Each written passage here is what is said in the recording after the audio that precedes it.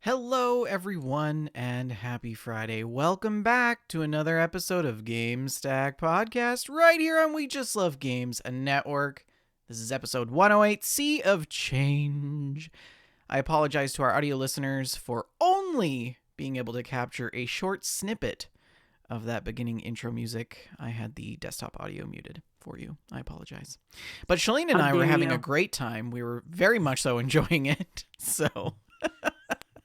I am your co-host this evening, Vendertron. Joining us also is Shalene. Hello, Shalene. Hi. How are you? I'm okay. I'm okay. And we also have Rick with us tonight. Rick, how you doing? Sup? Sup? Doing all right. You guys are weird. I love it. Yeah. It's probably that's why we're friends. So last week we were talking about Dog the Bounty Hunter. Right. And you, Rick, had mentioned that doesn't he call everybody bro or something and brother and brother? It occurred to me that what he says is brah. Oh, right. Brah. I thought of that afterwards, but forgot to tell you. Yeah, So, see, I think I was getting him confused with Hulk Hogan. Randy. I thought Randy Savage I also can did see that. I can see that. I thought Randy, like, isn't he the guy with the sunglasses? Okay. Yeah. Speaking Macho Man of Savage. all of this, I have a surprise for you guys. Oh, really? Yes. Are you ready for this? No. This is great audio content right here. It's glorious, magnificent. Ah! Great. Oh my gosh, but Bender's wearing Great audio content. the most incredible chapeau, my friends. It's so huge. That's It is crazy. enormous. I just can't. Rick, can you describe the hat? Words fail me. This is the best thing I have ever owned in my life. How? So is it faux fur or real fur? Oh no, this is authentic, real brown fox. Red fox? That's fox. It's fox. definitely How many had to die to make that thing? It's ethically sourced fur, if you must know. So, Yes. but It's huge. Like, it dwarfs your head. I love it. This is Mine is you've not got- nearly that you've- fluffy. You've got a bit of a Jamiroquai thing going on with that. Yeah, I feel like yeah. with the crazy, yeah. It's So fantastic. This is the best thing it's just like I love it. It's actually really well made. Like, so it's like leather, right? Mhm, yeah. It's like I was expecting faces when he turned it around. and the inside's really nice and soft. It's a but- beautiful hat, So Bender. big. I love it. Yeah, it's just Well, It the is temperatures so that much you have- fluffier than mine. okay. So much so, fluffier. Yeah, I mean, let me tell you, it's like we go from like Blown it out of his face. plus 40. We go from plus 40 in the summer to Plus 40 Canadian. minus 40 Celsius in the winter. And for our Yeah. American listeners, that is also minus 40 Fahrenheit. So, Yikes. Minus 40 in freedom degrees. yeah. I thought those were called Ushankas. Ushanka, yeah. Ushanka. Yeah, I thought that's what they were called. Shalene called it something different. Didn't you? No, chapeau is a word that means hat. I don't know about you, but this hat smells like whiskey and regret. Stop with the French. Oh, yeah? What happened in that hat? Nothing yet. Oh. I mean, it just came in. I kind of want to do the whole show in it, though, because I feel so Oh, fabulous. it's gorgeous. I've never It's We're doing a lot of- gorgeous. so bougie in my life. We're doing a lot of clothing gags recently. Mhm. Yeah, except I'm actually going to wear this in public. That's the difference. Well, Yeah. you don't know what I do. Different You strokes don't know for what different I do. folks. Yeah. That's true. Anyways, welcome to the show. Mhm. We're happy that you're here on this lovely Friday afternoon, evening, wherever you are in the world. If you are listening live, feeling snappy. hopefully you got a beverage or some sort of snacks, maybe some popcorn or licorice. Red licorice would be awesome right now. And yeah, sit tight. We've got a lot of stuff to talk about this evening. Before we hop into that, the show is sponsored by Oak and Crow Coffee. If you head on over to oakandcrow.com, you can pick up yourself a lovely bag of We Just Love Coffee, our artist's coffee blend, and $2 from every bag goes to the Children's Miracle Network. Don't forget, host the show right here on Twitch if you're listening live. If you're listening after the fact, you can head on over to twitch.tv/WeJustLoveGames and click that follow button so that you can get notifications of when we go live in your inbox and join us here on the next Friday evening. It's hard to take me seriously, isn't it? Like we do anyways. Sorry, Yeah, I was gonna say it doesn't really change anything. It's like everywhere. I don't think I'm going to be able to do the whole thing like this. Discord. Shalene, take us through the Discord stuff. We have 2 new members of the Discord. Welcome to Captain Canuck and Wasteland Baker, back from the corner of shame. Did you say Captain? What did he do? Did you say Captain Canuck? Mm-hmm. Yeah. No. You know, Canuck, like Canadian. Canuck, not Canuck. Canuck? Yeah. Canuck? Yeah. Okay. Yeah. Captain Canuck. I feel like he's Canadian. I hope that he is. If you are, welcome, fellow Canadian. If he's not Canadian, I think that's racist. I don't know if you can be against Canadians. I feel like that's just one of those things. Like you just Canadian is not a race. I was teasing. That's true. But that's true. It's a nationality. I forget about that. Mm-hmm. I forget about that. It doesn't matter. We're all the same. Is Irish a race? It doesn't matter. I'm not Irish anymore, apparently. Irish is a nationality. Oh, this is Rick. The people don't know what you're talking about. I thought we discussed this. No, we Captain discussed Canuck's this from between Alberta. ourselves. Wow. Ah. Cheers to that, Yeah. brother. We're both stuck in this. Well, there's no choice words for it. Yeah. Ice hole. No, that would be too polite. Like cesspool. It's cold. If it's colder than it is here, I hate that. Actually, it's like 6 degrees here today, which is I don't know. Hey Siri. Yeah. Here we go again. What is 6 degrees in Fahrenheit? 6 degrees Celsius is 42.8 degrees Fahrenheit. That's warmer than it is here. That is warmer than it is here too. It's Suckers. It was 33 here today. Hey, let's try this. Let's try this on for size. Hey Google, what is 28 degrees Fahrenheit in Canadian? Oh, it didn't tell me. It just gives me a list. Should have got an iPhone. No. Anyways. 26 degrees.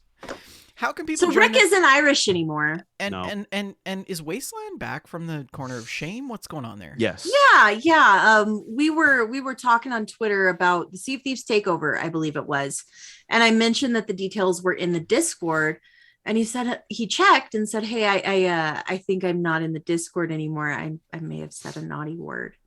So. It doesn't ban. We don't have the Yes, ban bot anymore. But it had been a while. So Wow. I see. Well, at least it came back. They came back. Yeah. We are glad to have you once again. How can Wasteland people... Baker is a great follow on Twitter, guys. Just to let you know, he posts photos of the things he bakes, and they're beautiful. He makes many lovely pastries, and I enjoy looking at them. I feel like our server is like Stockholm. Like people come back.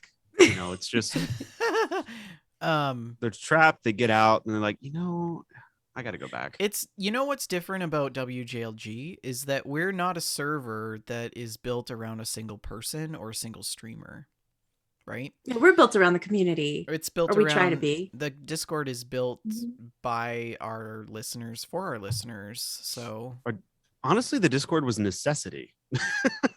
oh yeah, absolutely important. Yeah. If you'd like to join that Discord, just like Captain Canuck, Captain Canuck and Wasteland Baker did, you can do so by clicking that link that is right below our Twitch page. That link is there even when the channel is not live on twitch.tv/WeJustLoveGames. Alternately, you can send us a message on social media and we will send you a link. Someday. Probably. Well, we do have a show for you this evening. We've got quite a bit of news, so we're going to hop into that right in a hot second. We are also going to bring you what's going on in the stock market this week and share with you some stories and screenshots from the community as well as our own gameplay. We do also kind of have a listener email as well that we're going to talk about. And one of the biggest features of this evening show will be to go through the new Sea of Thieves announcement that dropped yesterday, which is pretty big news. So we're going to spend quite a bit of time listening to that update and commentating on it as well. I'm so excited. Yeah. I haven't watched it yet. This will all be new to me. Okay. Well, before we get into that, let's talk about some news. This just in.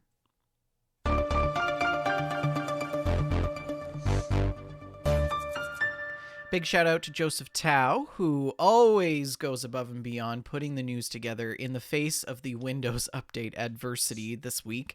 So thank you, Joseph, as always, and for all of your other contributions to the community.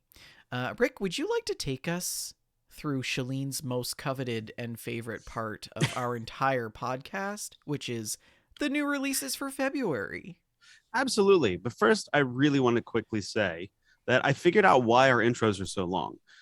You alluded to getting to the news in 1 hot second, which actually took 46 normal seconds. So if 1 hot second in WJLG time is actually 46 seconds in normal time, it explains why our intros, which are short, are actually like 30 minutes long. So there's Right. some If you time haven't back there figured for it you. out by now, listening Well- to Gamestack podcast actually transcends you into a different space and time continuum. Yep. The thing is, here at WJLG, we operate on Shalene time. which is never on time. Yes. All right. New releases for February. We have on the first day of February, the Did you Game live Gods it to gave me? to us Life is Strange Remastered Collection on the PlayStation 4, PlayStation 5, Xbox One, Xbox Series X and S, Stadia, and PC. Stadia refuses to die. On February 2nd, you get The Waylanders on PC. Ooh, is that finally How coming is Stadia out? still going? Even the company I don't know. abandoned Stadia, and it's like, I I'm don't know. still here. You guys. February 3rd gets you Sherlock Holmes: Crimes and Punishments. Ooh, colon crimes are one of the worst types of crimes. What about colon punishments? Ooh, Well, it's unless you're into that. a prequel to We don't shame Melty here. Blood. No. Melty Blood. That comes out on the Switch. Dying Light 2, Stay Human.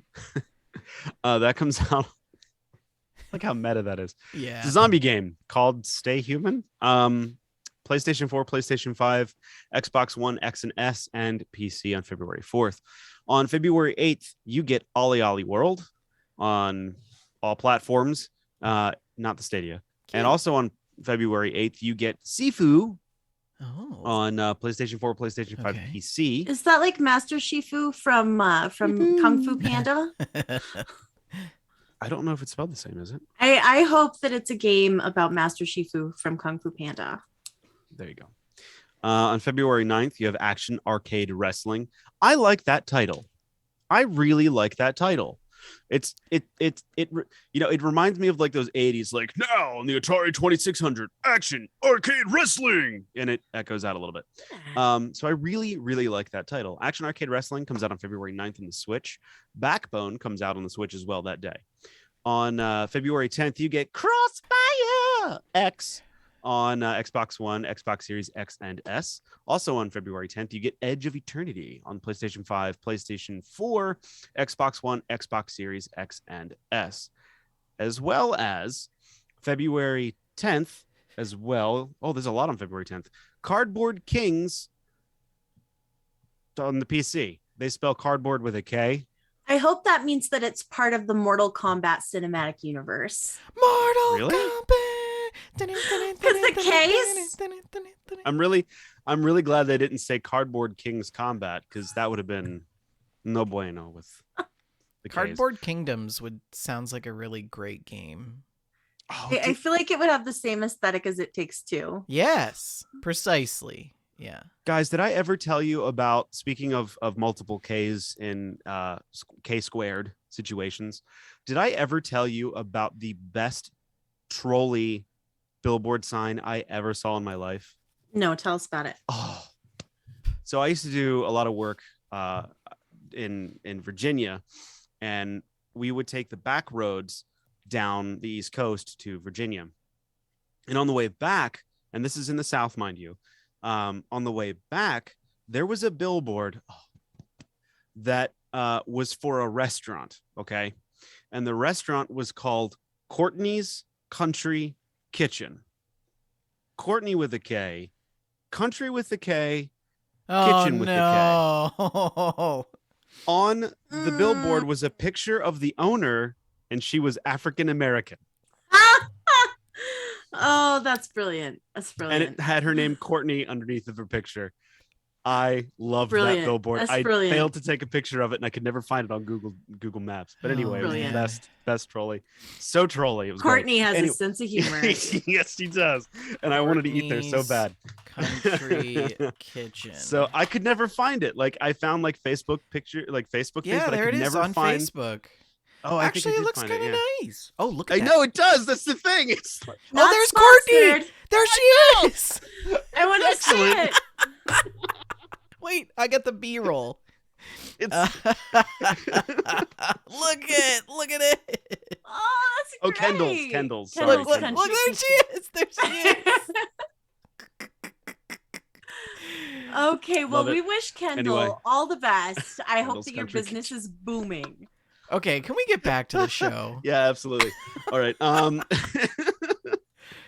So we've got Kingdom Hearts 2.8 Final Chapter Prologue. Really, really on the Switch on February 10th, along with. Go ahead. Is it the prologue to the final chapter? Or is it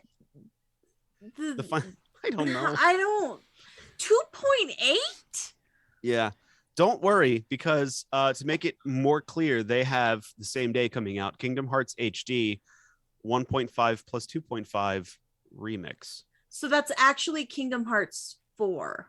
And then you've got Right? Kingdom Hearts 3 coming out as well that day on the Switch. So And then I don't know if it's related, but on the PC you get No by Heart on February 10th as well. So there's a lot of hearts coming out that day. I don't understand the Kingdom Hearts thing. I remember when it was simple, like 1, 2, 3. Now we're at like I feel like they missed an 2.8. opportunity to like release it around Valentine's Day. Yeah, well, that is Oh. close. You know, it's It's just close. a few days in advance. Yeah. So. I like on- Valentine's Day because of all the pretty colors and the aesthetic. I really like the aesthetic of Valentine's Day. Mm-hmm. That's like an arc we used to get like hot Mhm. pink dinos. Yes, I loved the Valentine's dinos. Loved them. Speaking of Ark, on February 11th, Lost Ark comes out on the PC. Don't know What is what that is. that? I have no idea. I need to look this up. On February 15th, you get Dynasty Warriors 9 Empires, PlayStation Oh. 4, 5, Xbox One, Xbox Series X and X, Switch, Stadia, and PC. And then on the Switch on February 17th, you get Assassin's Creed: the Ezio Collection, which is kind of cool that they're bringing that back out because that was actually good Assassin's Creed. It was so good. The King of Fighters 15 comes out on the 17th on PlayStation 4, 5, Xbox Series X and S, and PC. Also on the 17th, you get Total War: Warhammer Tree. That's number 3 on the PC. On February 18th, you get Horizon Forbidden West, PlayStation 4, PlayStation 5. Oh, on it's coming February on the 18th. PS4. That's exciting. Probably because of the Yeah, because PlayStation you 5 can't buy a shortage. PS5. Yeah. Mhm.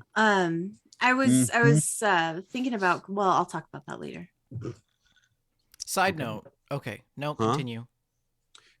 On February 22nd. I still. What? Oh. You guys are so silly. I think I just Um, feel more confident in this hat. The hat is should. like it's who you truly are. You know, when you wear Anyone the who hat. would wear that has to have confidence. That's, I mean, I think I actually feel more Canadian. As you If should. that's possible. As you should. It's a little hot though, so I'm gonna go full Russian here and Jeez. I can't. So February 22nd, Destiny 2: The Witch Queen. It comes out on all platforms, including the Stadia. On February 22nd as well, you get Monarch on PlayStation 4, 5, Switch, and PC. You get Sol Cresta, which is also on the PlayStation 4, Switch, Sounds and like a PC. Star Wars character. Sol Cresta. It does. Sol Cresta. Edge of Eternity comes out on the Switch on the 23rd. On the 24th, oh no, Martha is dead on PlayStation 4. PlayStation So this is 5, a Batman Xbox origin One. story, right? What? It's a Batman origin story? Is his mom named Martha? Yes. I didn't know that. Yeah. Good joke that only a few people got. But those people know I'm a legit Batman laughing. fan. Yes, they are laughing. But she is dead on PlayStation 4, 5, Xbox One, X and S, and PC. What are you giggling at now? Oh, I got a funny text message. Okay. The game that I'm looking forward to buying next month is Elden Ring, coming out on Really? February 25th. PlayStation 4, PlayStation 5, Xbox One, X and S, and ZPC. I will be buying that. I'm excited to play it. I didn't remember you being into this type of game. I like Elden well, Ring? I like big monsters and fighting monsters. I'm a big monster fan, like monster movies. I love Shadow of the Colossus, and this is kind of reminiscent to that a little bit with big giant monsters. So that's why I thought I thought I would like Witcher, but there was less monsters than I would have liked in Witcher. Like there's some monsters, but there's less like biggie it's Yeah, I understand what you Yeah. mean. Yeah. I thought I would do more detective monster hunting, but really it was like, Turns who's out he there gonna was a bang lot of on the politics. unicorn? Yeah. Lots So of politics. I'm sure if I played Witcher with the mindset that it was not so much a monster game, I would have liked it more. Mm-hmm. You know what I mean? Or stuck with it. Right. Well, regardless. what you need to do is stream it for me so I can open the mail. I haven't opened my mail in 4 years, Rick. Hey, I have offered to play Kingdom Come, and you were like, "No, I'm too tired." So, anywho, Grid Legends comes out on the 25th as well. Sorry, Grid Legends. PlayStation 4, PlayStation 5, Xbox One, X and S, and ZPC. So those are all the games that are coming out that you could buy. But if you're not in the mood to buy any games, Wait. What? Before we move on, we usually talk about like, are you guys gonna get any of these? And like, what do you think of these games? And Do we? you just skipped. Yeah, we always do that. No, I'm not getting any of Yes. them. Are you gonna Okay. get any of the games? No. Well, I wanted to talk about the Waylanders, which Okay. I played in a very early version of that like a year ago. Yeah. And it's very much like vintage BioWare. So if that's your thing, check out the Waylanders. I'm interested to see what they have added to this game. It was really fun, even in that very, very early version that I played. So that's worth checking out. And Horizon Forbidden West is actually I really, the hype around that game has kind of made me want to start playing video games again. And I really want to play Zero Dawn and finish it. So I'm excited to see that Forbidden West is on the PS4 because I that means I could maybe play it. So Waylanders, okay. I want to circle back to that real quick. Yes. Do you know who the composer for that is? Is it Iden Zur? It is. Hmm. And do you know who the studio is? I don't remember their name. Gato Studios. Oh. Cat Studio. And the only reason I was like, I think that's Cat is because of Gatito. Yes. My Sea of Thieves cat is named Gatito.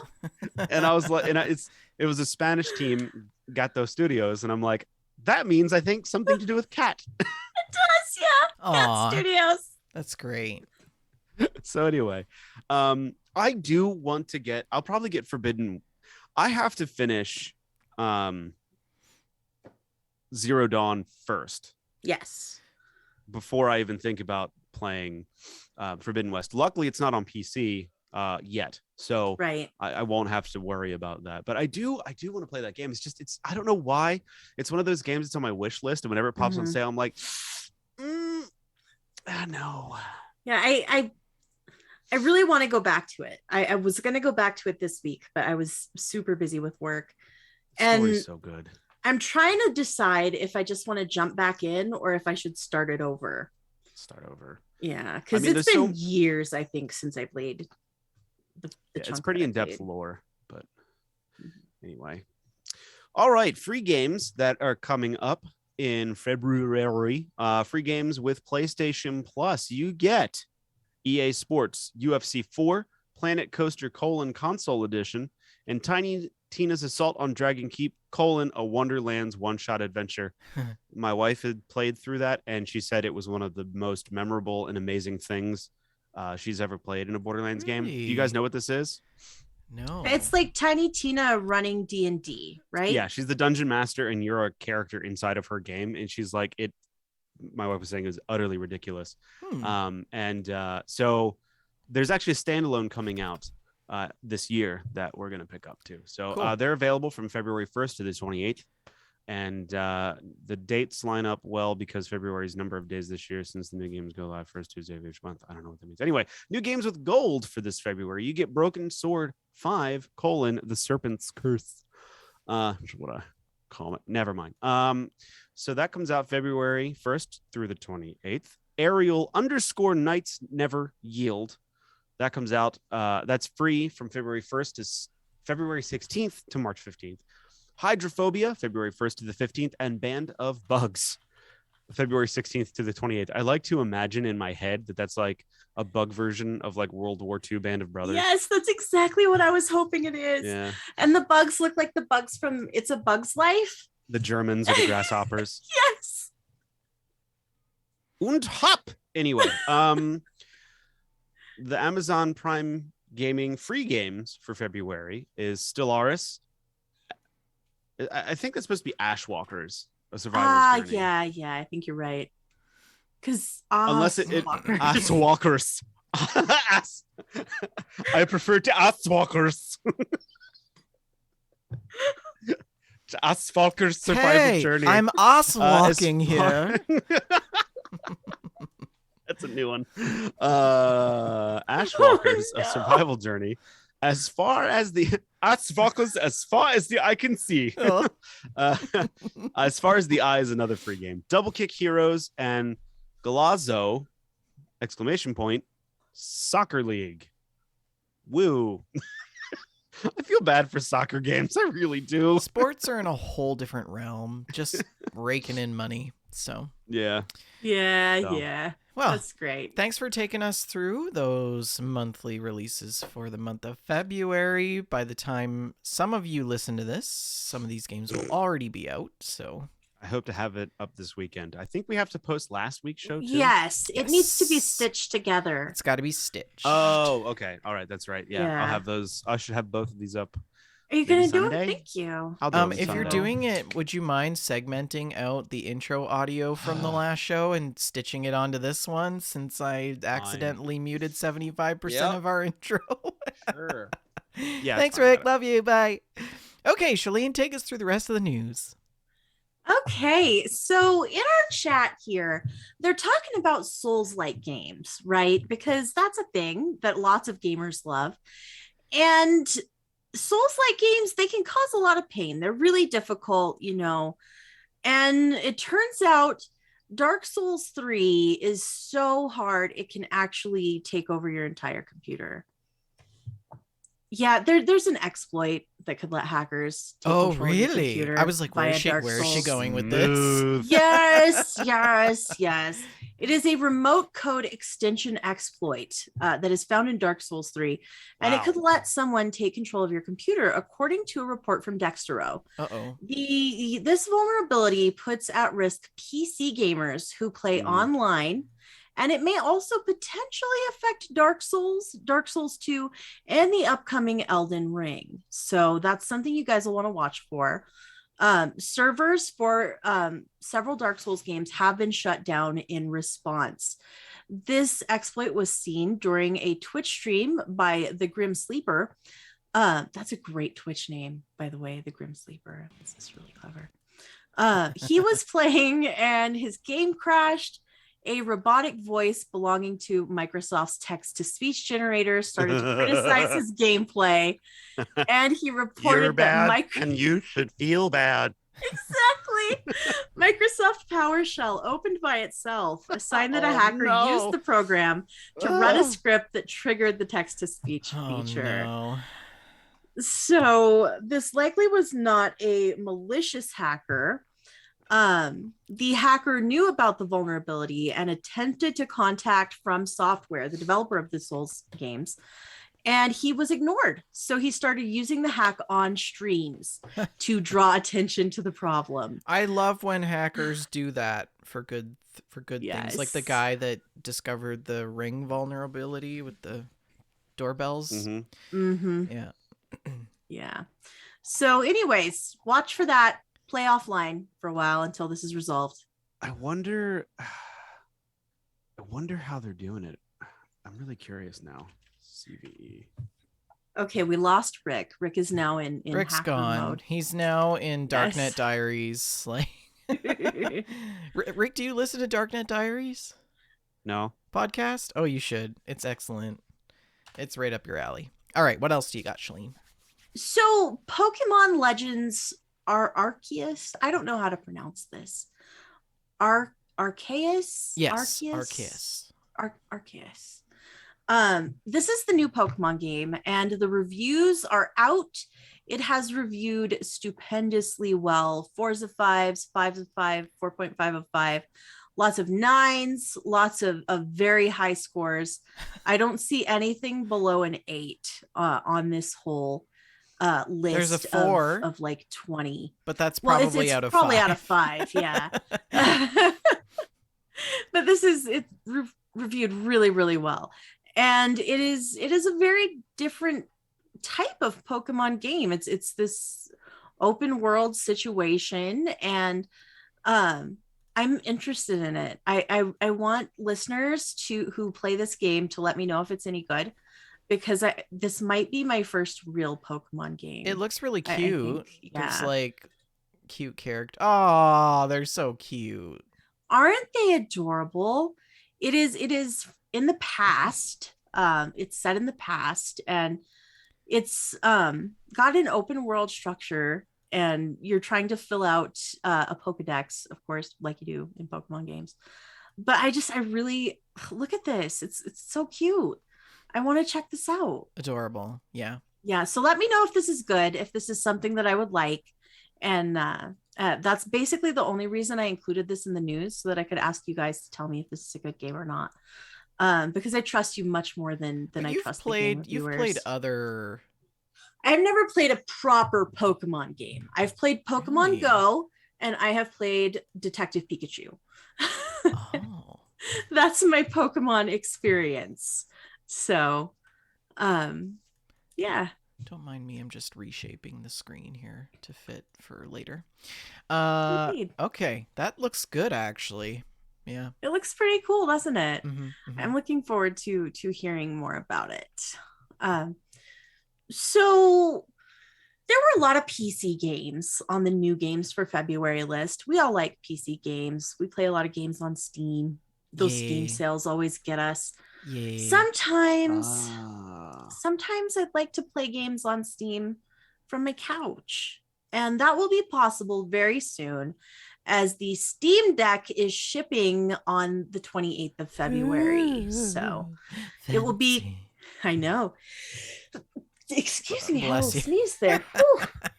Okay. Yes, the Steam Deck will be coming out in waves. So anybody who pre-ordered a Steam Deck can expect to get those pretty soon. I think it looks like a pretty cool piece of technology. I don't know that it's something that I would actually purchase because I have a Switch. Yeah. Quick So- update. Okay. So I was looking at the CVE for the hack, and there's also a Reddit thread that's linked to it. And apparently, it has to do when another player is invading somebody's world, they're able to send a data packet that also can manipulate their game. So not only like it seemed that like people were using it to cheat with like manipulating someone's game and their players' data, but then somebody figured out how to do to run like command line code or something of the sort in that data packet. And some of the this is kind of funny because the let's see here, some of the notes on this particular hack are privileges required to run the hack, like administrator privileges on the remote machine? No. Is it complex? No. Oh no. Does it require user interaction to trigger the hack? No. Oh no. Like that's the worst. It's the worst kind of hack you can. Like the user doesn't have to do anything except just exist. Sheesh. That That's is not crazy. great. That is So not hopefully, great. man, hopefully they patch that soon. Oof. Well, speaking of hacking, Sorry.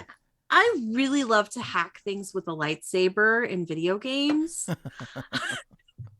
And I'm going to get to do some more of that because Electronic Arts has announced that they have 3 new Star Wars games in development at Respawn.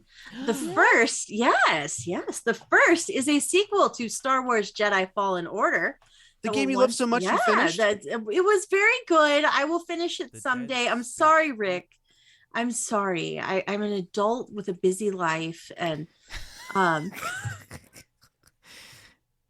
have a kid. You're gonna play them though, right?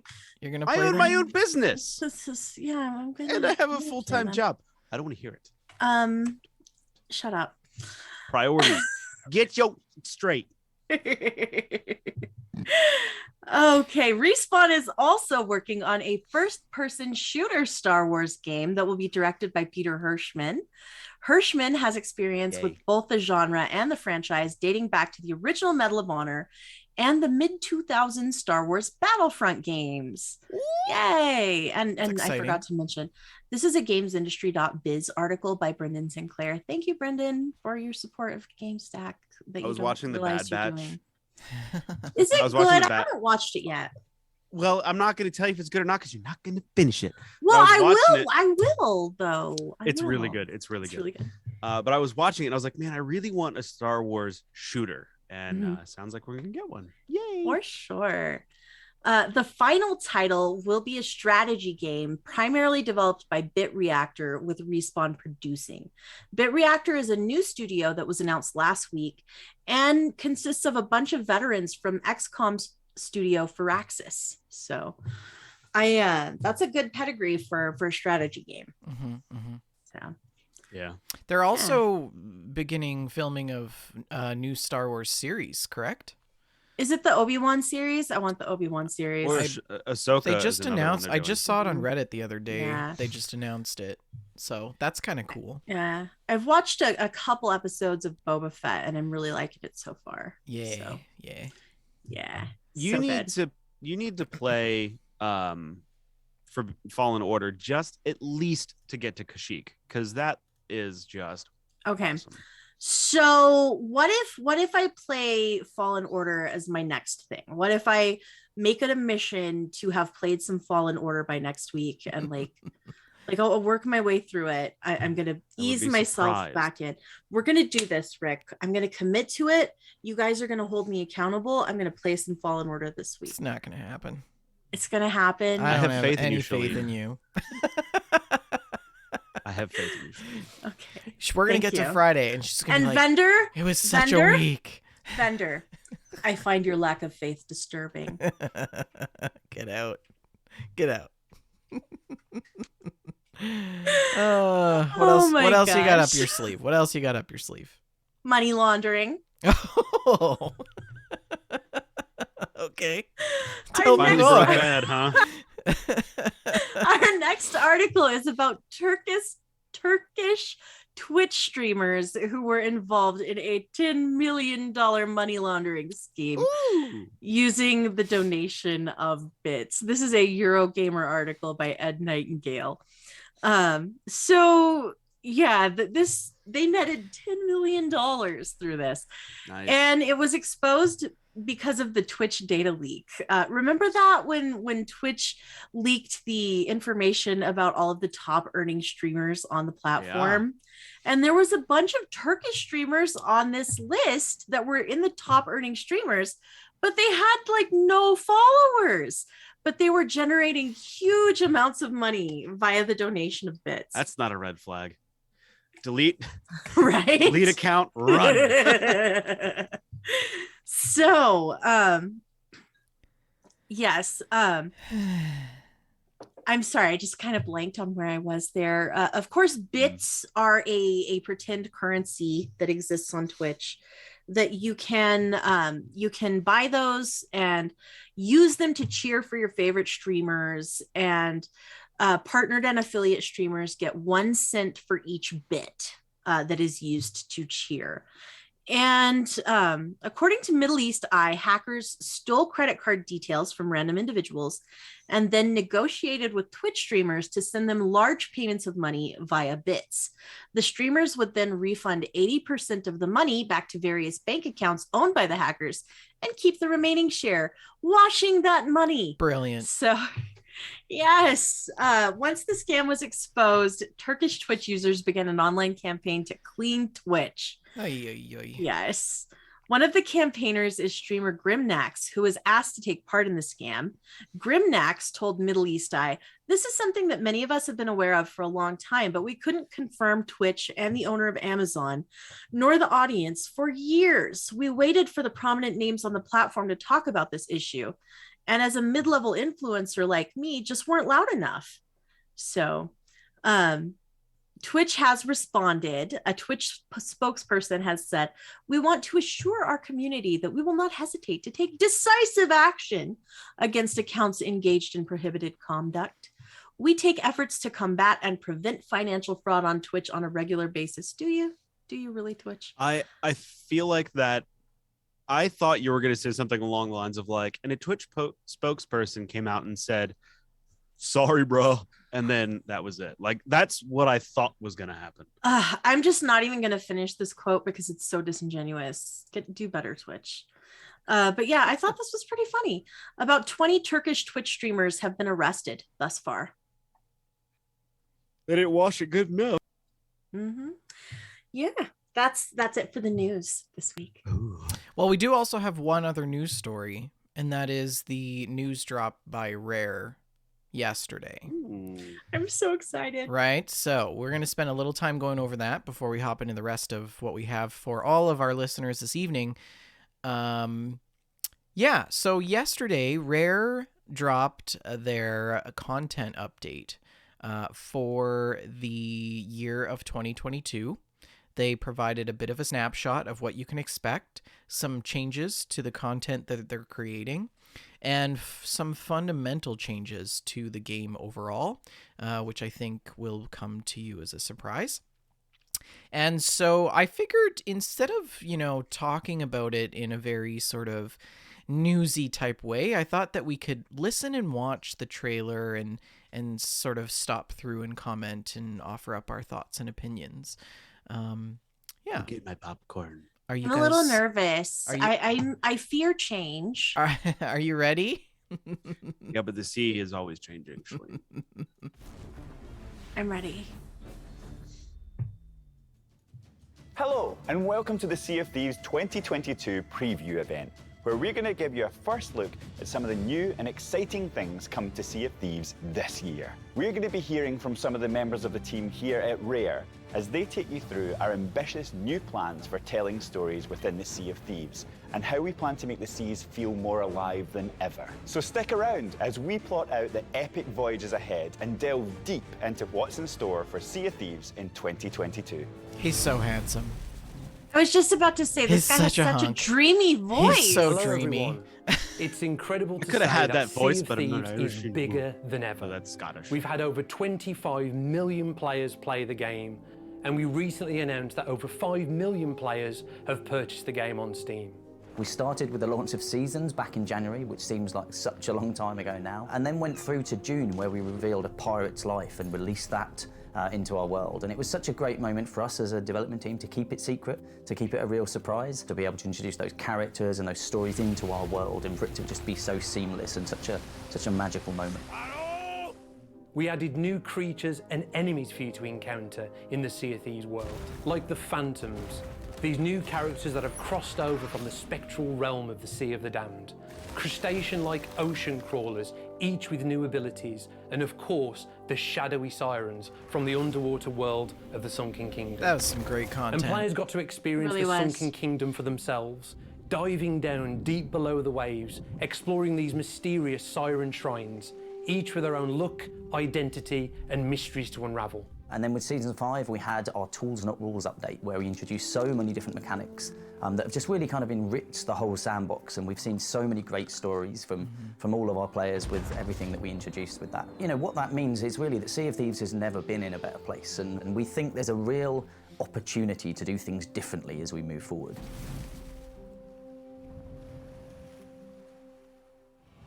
Seasons have been an incredible framework for us in which to add new experiences and content to Sea of Thieves. And alongside that, we've been running numerous live events throughout the year. With all that said, we still feel like there's something missing. We want to make the Sea of Thieves world feel like a richer, more dynamic place where every time you play, there's always something new to discover and new adventures to embark upon. So we're going to be evolving and expanding how we update the game. So alongside seasons as they are now, we're introducing two new ways that we'll be updating the game: adventures and mysteries. So firstly, adventures are story-driven live events. And these are released on a regular basis of one per month, typically lasting around 2 weeks. Crucially, adventures are a chapter in an overarching story that's unfolding within Sea of Thieves. Adventures So we will can't be miss more one. cinematic, and it will Precisely. be a chance for players to immerse themselves in the world and the story of Sea of Thieves more, and have more of an emotional attachment to the characters in Sea of Thieves. We want to appeal to players' hearts, get them to care about these places, get them to care about these characters. What just Because happened? Hold on. when they are put in situations of trouble, What did you players create? will feel compelled to act. You'll want to help out, you'll want to save them. We want to make players feel like they're Better? part of this story, basically. It's happening to the existing world, which has been really good from an environment point of view, because we're touching areas that haven't been touched in a long time. Things are changing and things are happening within the world. It kind of makes it feel alive. Part of the way that we'll be telling this story is through ongoing cinematic lore trailers, the first of which you'll see later in this preview event. Each season also features a special adventure, a finale, that brings several story elements to a thrilling conclusion before the story then moves on in a new direction. And crucially, in key adventures, the community were responsible for the outcome of that story. Based on their actions and the choice they side with, the outcome of that story will be changed, and the world will change forever, and that will become part of the ongoing storyline for Sea of Thieves. This is very much about players being at the heart of our ongoing storytelling in Sea of Thieves, and being responsible for moving the world forwards. So mysteries are also something that we're super excited about. So these are going to be stories that players are going to have to work together to uncover. And this will happen kind of in-game and out of game in terms of clues being released, and that they will evolve kind of over a longer time period than a typical adventure will, because we're going to be kind of, you know, teasing and hinting and looking at how people are solving this. Are people figuring this stuff out? When's the right time to move this forward? But based on players really uncovering the kind of next stages of these mysteries. We've already seen little bits of this with some of the little stuff we've done in the past, like the runes and things, but this is going to be taking that to another level entirely. We've been looking at other media, we've been looking at films, we've been looking at episodic TV, we've been looking at books and how they can tell compelling mysteries over time. And we've really been inspired by those. And we see certain genres fitting really well in terms of mystery telling. So you've got murder mysteries, whodunits, ghost stories. Certainly take inspiration from those kind of mysteries in other media.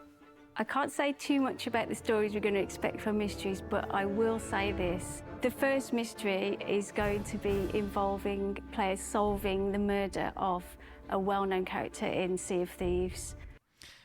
Who are they Okay. gonna kill? Who do you No! think? Duke. Yeah. That's poor also Duke. what I think. That's also what I think. So And I'm going to be furious with them. We've heard the feedback about our previous live events, and for us, this is about making them a key part of the ongoing Sea of Thieves story. The best way to think about it is that seasons and the content within is now going to be explained by part of this story. The adventures and the mystery collectively form the ongoing Sea of Thieves storyline, with players at the heart of that unfolding narrative. Okay, so what do you think? What do you think based on what they've said? Okay, I have thoughts. So I like the idea of getting new story content on a frequent basis. Yay, that. I don't like the idea that I can't miss one. That feels like a lot of pressure. I want them to stay so that I can go back and play them whenever I'm ready. Because what if I have a month of hell Life? at work? A month of And life? I'm just not able to do it. And then I just missed a big old section of this ongoing storyline. I'll never catch up. Joshy in chat has a really, really great summary of kind of what I'm feeling. He says, it sounds like a noble idea, but I think if you don't get in at the start, then you'll get left behind. If they had an ability to play it on your own, at your own pace, not online, it would be nice for the people who aren't always connected. Yeah. And yeah, so this is the that. way. So this is part of the reason why I left Fallout 76 in the dust. Was this exact thing. And But I am Fallout 76 had no story content. No, but they had events and specific things that I just didn't have time to play, and it was timed and you missed it, and I recognize that Sea of Thieves now has seasons, and I'm sort of trying to fit that into my life, and it's a little bit the same thing as 76. But now they've gone like full in, like if you don't do this in 2 weeks, 2 weeks, by the way, which is a very small window, when you're an adult and you have responsibilities and a full-time job and kids and life and everything, 2 weeks goes by like an hour. Yeah. I don't like it when games don't respect my time. Yeah. So I don't know how I feel about that. They are clearly trying to get more people to play the game, which is a little bit shocking because they have 25 million players. It's not like they need more people, but Microsoft's gonna Microsoft, right? My first thought hearing this is, boy, that's a lot of content I'm gonna miss. Yeah. So, Guild Wars 2, when they came out, they said a similar thing. We're gonna have massive community events that everyone's gonna get to, and depending on how the game is played and how the story mission goes, it'll change the Guild Wars 2 map forever. That's what's happening. Yeah. They had one, everyone liked it, but everyone hated it that missed it. And what was crazy was there's a major central town called Lion's Arch, and somebody was attacking Lion's Arch, and there was this big giant tower that they were building, and the community failed to stop the person from like building the tower or like doing something. So the tower got destroyed, and so did Lion's Arch. And for like a year after this thing came out, if you were a new player, you just waltzed into this town and it was obliterated. And there's tower fragments everywhere. And you're like, what the frick happened here? And they're like, oh, it was a live event. We as a community failed, and it blew up half of one of these maps. And, everyone missed it. And Guild Wars was like, all right, we're not going to do that anymore. We're going to like do living world stuff. But it wasn't that same sort of, if you miss it, you miss it. And also the outcome jurisdicts how this whole arc thing, because it just didn't work. And I foresee this happening. I'm waiting for next year when they come back and they're like, we heard user feedback. We love it. And we're going to not do this again. And we're going to go back to the old way of doing it. And so we'll see how this goes. This is very, I have the same feeling. I have the same altruistic and noble. Yeah, I wish it bothers me that these storylines build on each other. I would rather they were standalones. Yeah, because they're missable. Like the Tall Tales. Mm-hmm. Yeah. Yep. Yeah. So again, you've nailed it on the head, Shalene. I don't like it when video games don't respect my time. But we do have more to watch, so let's dive into it. Okay, real quick. One thing I will say, last thought. If they had it in such a way where if you missed it and you could still play it, but your outcome doesn't jurisdict what happens, I'd be okay. That's with a that. different story. Like if they're like, oh, I missed last week, and the players made the choice or whatever, but I can go back and at least see how the story went. The other thing about it too is you make a good point, Rick. There are players in the Sea of Thieves universe that are so devoted to the game and so good at playing it that they're already going to choose our course for us, and we're not going to have that choice regardless of whether or not we play it. That's true. Right. Because they will have already played and completed and added to that procedural data within the first hour of release. Yeah, you're right. So you're right. I don't know what they're thinking here. It's a little bit disheartening. Anyways, let's continue. Seasons run every 3 months roughly, and they introduce new mechanics, progression, new rewards, new Pirate Emporium, new Plunder Pass, and the Emissary Ledgers are reset. So Season 6, which kicks off in March, introduces a new mini-raid experience, which is introduced by the way of sea forts. There'll be 6 sea forts around the Sea of Thieves. That's cool. And in the sea forts, players will be able to battle phantoms and sea fort captains in order to unlock the treasury and all the rewards inside. Unlike the forts that already exist in the game, which are there to bring multiple crews together, sea forts are there to provide a more personal experience. So if you're playing by yourself or if you're playing with your crew and you can see a sea fort active, you're not necessarily going to shy away from it. You know, as a challenge, it will be pitched towards you. So these forts are brought through from memories from Sea of the Damned. So it's going to be really nice to see that again, because it's a big breakaway from what you're used to in Sea of Thieves, where everything's a bit more ramshackled and wooden and brought about from shipwrecks and such. And there's 3 different types that we'll see in different seas. So in the wilds, there's prison-themed forts.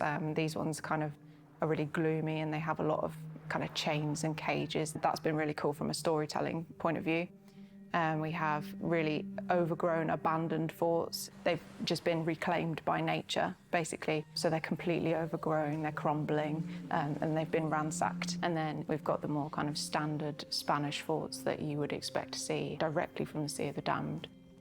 When we're making these forts, we have to make good considerations into the playable space. We want it to look really well decorated, yet at the same time be functional as a playable area. So we've got lots of open space. There's quite a few choke points as well, so players can use that to their advantage and, stack up those phantoms and really, make use of your local environment to have the upper edge. And then we'll use more kind of detail and concentrate the dressing in between these areas, which is kind of like a breadcrumbing technique to bring players from one area to the next, which means that they don't get lost easily. It still keeps the environment interesting while ensuring that they can still navigate properly and fight. Ultimately, the reason why these sea forts, these naval stone sea forts, have found their way from the Sea of the Damned into the Sea of Thieves will be explained as part of our overarching story that's going to unfold throughout the rest of the year. We're also going to be introducing new Pirate Legend voyages, which are replayable, that will be different every time. They have a mix of challenges in there, so players can replay them as often as they like, and it will be something fresh and exciting each time. Whether that's using new maps to uncover treasures, diving into the depths to explore shipwreck graveyards, or exploring onto haunted islands. Again, this is a big element of the ongoing grand story that we're going to be telling throughout 2022, with Pirate Legends being responsible for this part of the story. I think the big thing about adventures and mysteries coming into the game is being able to, at regular cadence, push the story forward, pushing characters and their storylines, their narrative forward, pushing the state of the world forward based on where the story is going, based on what players are doing within the story to push that narrative forward. It should help to make the world feel far more dynamic.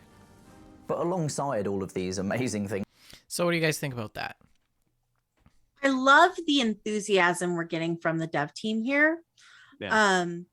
Their excitement is kind of selling me on some of this stuff. I think the forts look really fun, and the Pirate Legend things, that looks cool too. Yeah, that's the stuff that's like There you go. Forts Stuff are where going to they're be like, replayable. interesting. Yeah, I'm really curious to see how the community is going to respond to the forts. Is it going to become part or like a mainstay of the world where community events are planned around the forts? What are these kind of things going to look like when we get a bunch of boats that are allianced all going to the forts? Are you going to have different faction battles and things like that between ships on the server? And so we'll see. I was kind of wondering about that because one of the people mentioned that the sea forts would be a little bit more focused on you and your group than a large group. Yeah. And does that mean that is it instanced or? I was wondering about that. I wonder if it's like in Fallout 76 when you take over a camp, Mhm. and then you have to defend it. Yeah. I wonder, do skelly ships spawn once you take over the sea fort, and then you have to defend it? I don't know. What kind of loot is involved with that? I do like that they mention it scales to the player group. So if it's like one person can still do it because it scales down. Yeah. But alongside all of these amazing things that we're going to be introducing to the Sea of Thieves, we also know that there are questions, there is feedback that we have around certain areas of the existing game. Hit registration, which we know is an ongoing kind of question and concern. Spawn camping or the solo experience, or even kind of lost data and lost progress when we have moments of issues with our live service.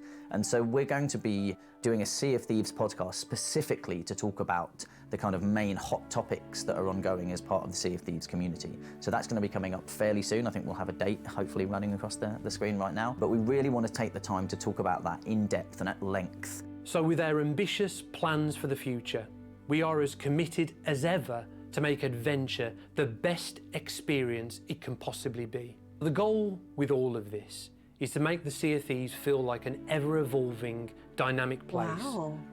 So I'm just going to pause this so we can take a look at it. So season 6, right, launching March 22nd, Sea of Forts and Pirate Legend content comes. We're going to see the first 3 new adventures. We're going to see a mystery also beginning during that time.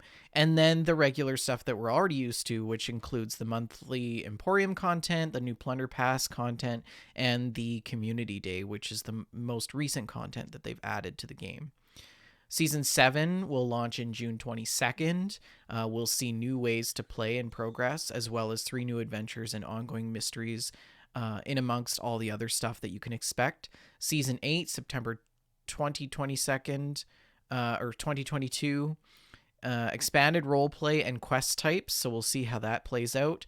More adventures and ongoing mysteries, as well as all the other usual content. And then the final season of this year, season 9, December 2022. New social options for crews will be available. 3 new adventures once again, and more ongoing mysteries. Where there's always secrets to discover, new experiences to have, and new adventures to embark upon. We're so excited and we're more ambitious than ever for our plans throughout this year and beyond for adventure. So in order to make the adventure mode as magical as it can be, we've had to reassess where we're going to be spending our time as we look forward. Part of that is redirecting our development efforts from elsewhere to ensuring that we're making the improvements that matter to adventure. So as a result of this, and with our plans in mind for the future, we've made the difficult decision to close Arena in Sea of Thieves, and it will be closing during Season 6. It's pretty clear to us that majority of our players love to spend their time in adventure, and that comes across in the kind of data and the time spent in Arena itself. It's about 2% of our overall playtime is spent in Arena, with the rest being spent in adventure. So ultimately, it's pretty clear to us where the majority of our community, the majority of our players want us to spend our development time. And that is continuing to enrich the world of adventure, continuing to deliver amazing stories and moments and mechanics to our ever-growing community. We'd like to take this opportunity to thank our incredibly passionate Arena community for showcasing that part of Sea of Thieves, and we thank you for all your support on the journey so far. You'll be able to read more about this on our website, but let me just say again, this has been an incredibly difficult decision for us to make, but it's all about making Sea of Thieves the best experience it can possibly be, and that we're directing all of our efforts towards making the game as unique and special as possible. So what do you guys think about that? Okay, I have mixed feelings because personally, I've never played Arena. Right? Never once. But I know how some of these people feel because I went through the loss of Nuclear Winter. So I know there are people out there who are hurting, and my heart goes out to you. I really Arena feel like Rare is just copying and pasting what Fallout 76 has done over the last 4 years. Yeah, I do have additional concerns. There were a lot of commendations and cosmetics that were earned in Arena that were not earnable in Adventure. What happens to those? And I believe there are achievements that are specific to Arena. Mhm. Will they be offering an alternate way to earn those? Or is there just going to be a chunk of gamer score that players who don't have that will never be able to earn? I don't like the idea of having an incompletable achievement list. I think it might be one of two things or a combination of things, which would be those people who have unlocked commendations and gotten in-game aesthetics through playing Arena, like the Sea Dogs clothing and items, will probably continue to be able to keep those things. People will be grinding in Arena to be able to achieve the things that they haven't gotten, if they care about that at all.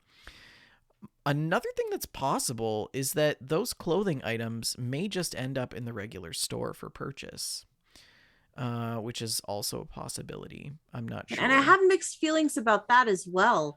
And again, this comes from my experience with Nuclear Winter and the loss of that game mode. There were a bunch of cool cosmetics and stuff that I was really proud of having earned in Nuclear Winter, and now you can just find them on street corners in Fallout 76. Yeah. So it's a little and bit I of a worked kick to so the teeth. hard Yeah. to get those things, and now people are just finding them in dumpsters and stuff. Rick, what do you think? I mean, kind of the same. I mean, yeah. I don't know. I don't really care. Okay.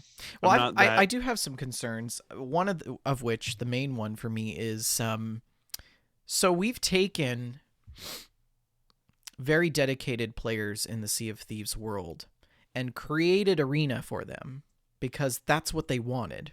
And then they went into Arena and they sharpened those skills even further. And now they're taking that enriched sample of players and putting them back into the regular pool with all the other Joe Schmoes. So how's that going to turn out for everyone else? Poorly. Right? So, and they still have not addressed grieving. They still have not addressed spawn camping.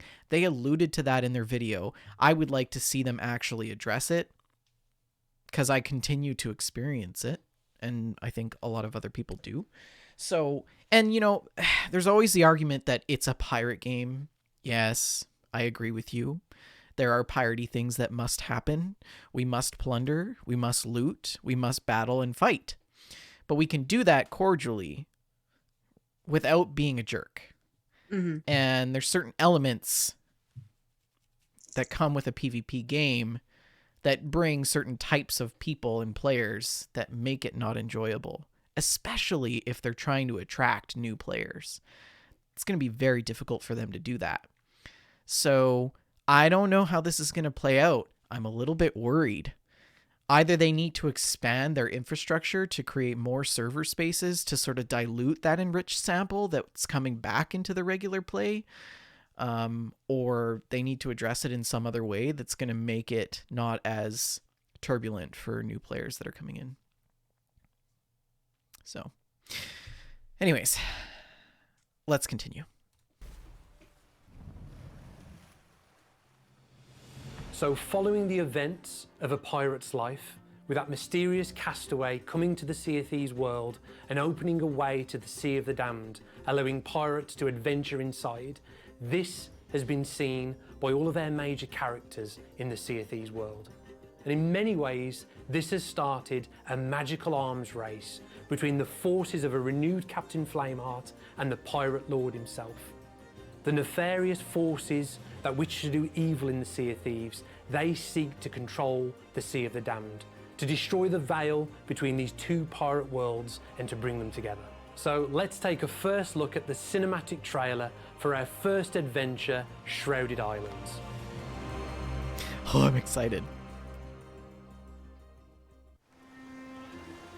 The Sea of Thieves is a wondrous place where there are always new stories to tell. I hope this means crabs are coming to the game. He's so cute. Crabs should have been in the game since the beginning. All of that could change. I can feel it in my bones. Evil is stirring. The Sea of Thieves is once again under threat.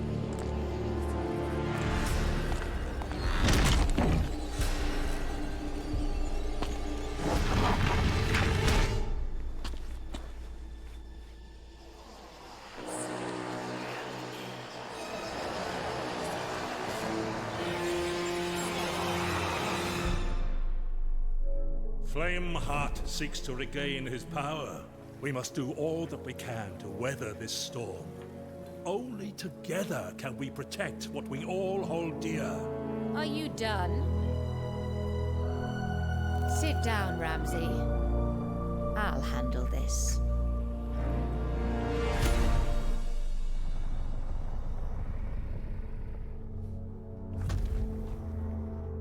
Initial thoughts?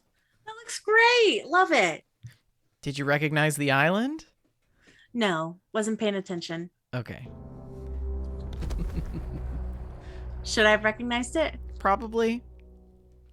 It was one of the ports, right? So our first adventure, Shrouded Islands, is coming to Sea of Thieves February 17th, and is just the start of a bigger, grander story that we're introducing to Sea of Thieves as part of this.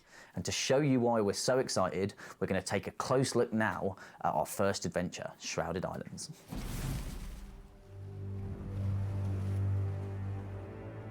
So as you saw there in our cinematic trailer, Shrouded Islands centres on golden sands and this mysterious fog that has rolled in.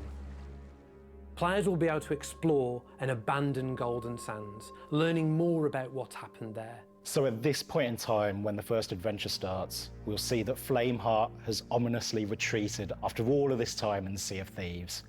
And at the same time, spectral activity is increasing. So one of the first things you'll see when you're taking part of these adventures is you're going to have Lorena speaking to you. You're going to have Lorena asking you to help out. Okay, go. So I need to fight Flameheart before this new season starts. If he's going to go away. Right, because they said there's going to be a renewed Flameheart. Yeah, so I need to do that. No, I never have. Oh, we should do that so tonight. I need to do the current Flameheart fight before We can do that then. tonight.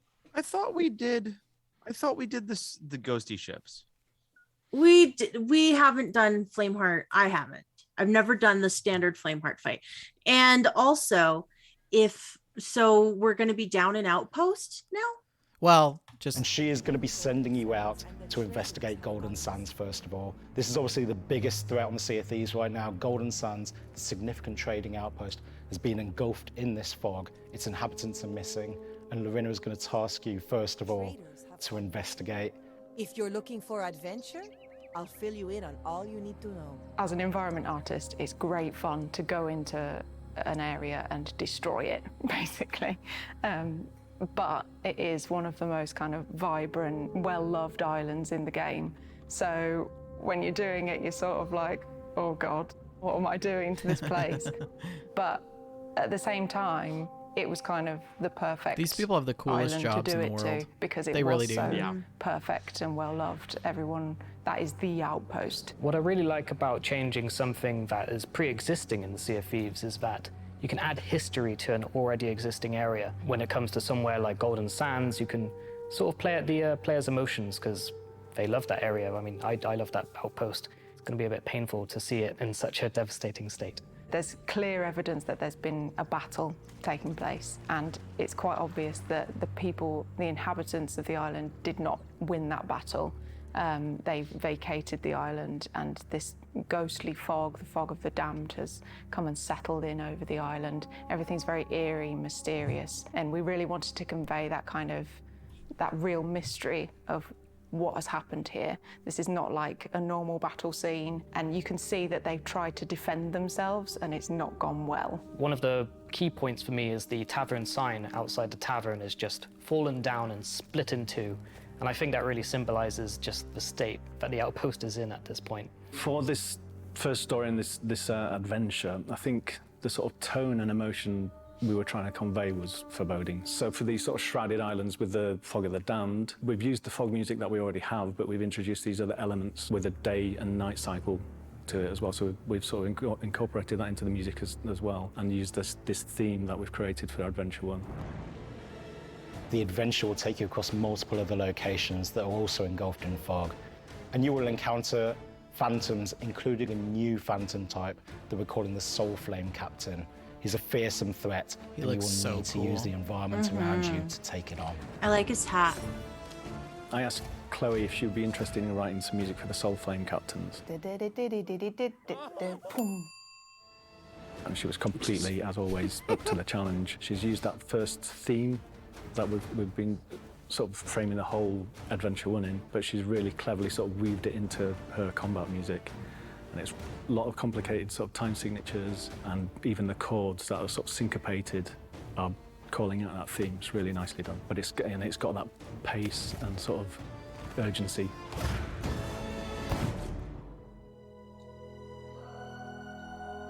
So that's... yeah. So Belle has been in the Sea of Thieves world and stories for some time, but this is her first appearance within the game. And she comes from the Sea of the Damned. And unlike many of our characters, she's been around for hundreds of years. She's seen so many things within the spectral realm of the Sea of the Damned. And now she has taken this chance to help the Pirate Lord against this new threat from Captain Flameheart. She has this necklace around her neck, which certain players might have noticed if you've got a keen eye. And that has a symbol on it which ties her into the Ferry of Damned. And she's appeared right now because there's a time of great need. The Pirate Lord is in desperate need of help, and she's come to save the day.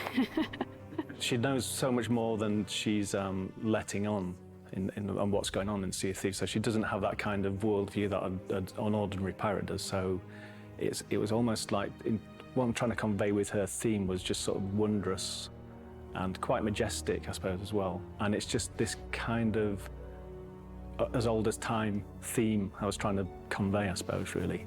Are you done? Sit down, Ramsey. I'll handle this. We're I love really her. She's so excited to be able sassy. to start this long narrative that's going to be an epic tale for players to experience. There's going to be cinematic moments, there's going to be lots of lore and narrative to get involved with, and this is just the start, really, of what's going to be a really exciting year for Sea of Thieves. It's going to be a real game changer. I think for me, the most exciting thing about Adventures is this opportunity to tell an ongoing story at a regular cadence. We can tell a story that will give you those emotional highs, give you those emotional lows, make you want to come back to find out where that story is going. It will make players feel at the heart of this progression of the world of Sea of Thieves. And also, players will be able to look back after the time, see the scars of these stories. They will continue to exist as well, and players will be able to remember their place in the history of Sea of Thieves, as well as wanting to know where it goes next. Our plans for the immediate future are incredibly exciting, with new adventures, ongoing mysteries, and exciting new experiences coming to the Sea of Thieves world. So as we look to the future of Sea of Thieves, we are all in on this new approach with the existing seasons, but then doubling down with the adventures and the mysteries, but also continuing to evolve the world and evolve the mechanics that are there, so new ways to progress and new tools. And we really believe that the future of Sea of Thieves over the next year and beyond is going to be incredibly exciting for us and for all of our players. We hope you enjoyed this first look at what we have planned for Sea of Thieves in 2022. With adventures, mysteries, and seasons, the Sea of Thieves will feel more alive than ever and give you even more ways to play. And there's still plenty to share about what's coming throughout the rest of the year, but we'll save that for another time. Until then, keep a weather eye on the horizon, and I'll see you on the seas. So that's what's coming. What do you think about all of that. First off, the song "Be Calmed" Brad just will dropped a load never of be the notes. same for me. Sorry. Will never be the same for me after the Glitterbeard.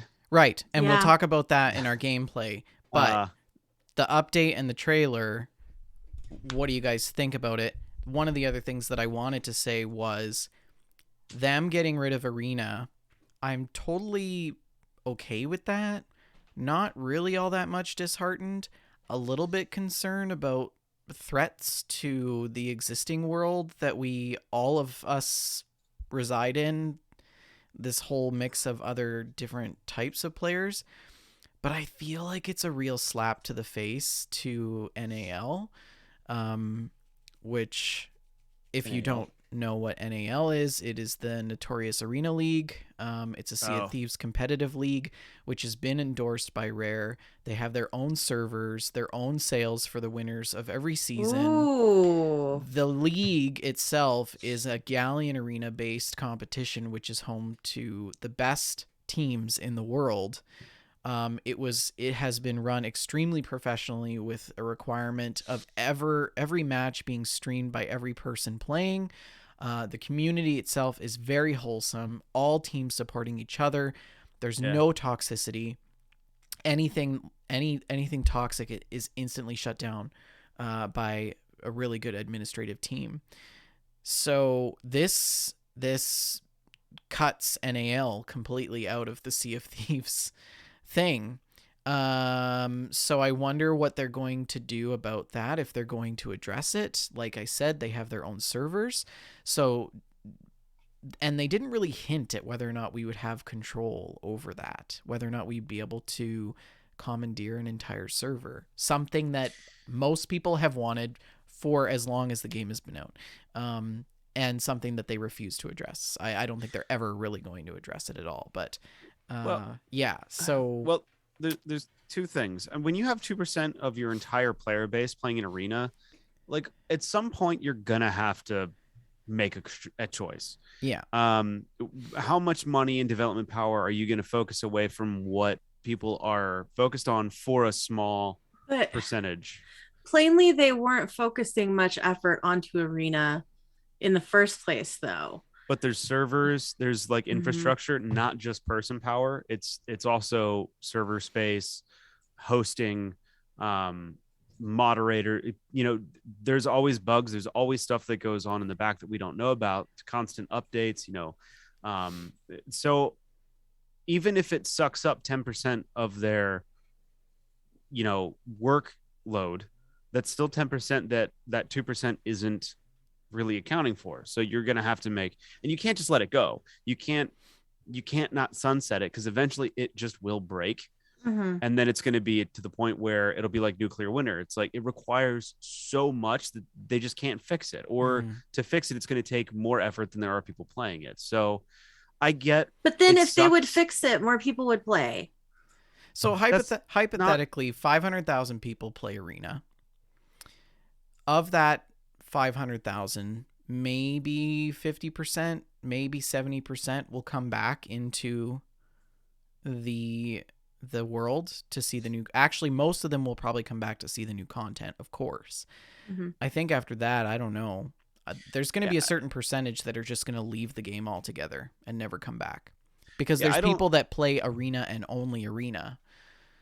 Right? Yeah, I mean, I don't think from a business standpoint that is a problem. I also, from like a gaming standpoint, if I'm one of those, it sucked to see Nuclear Winter go, but they clearly were not updating it, and it's almost more of a I get what they're doing.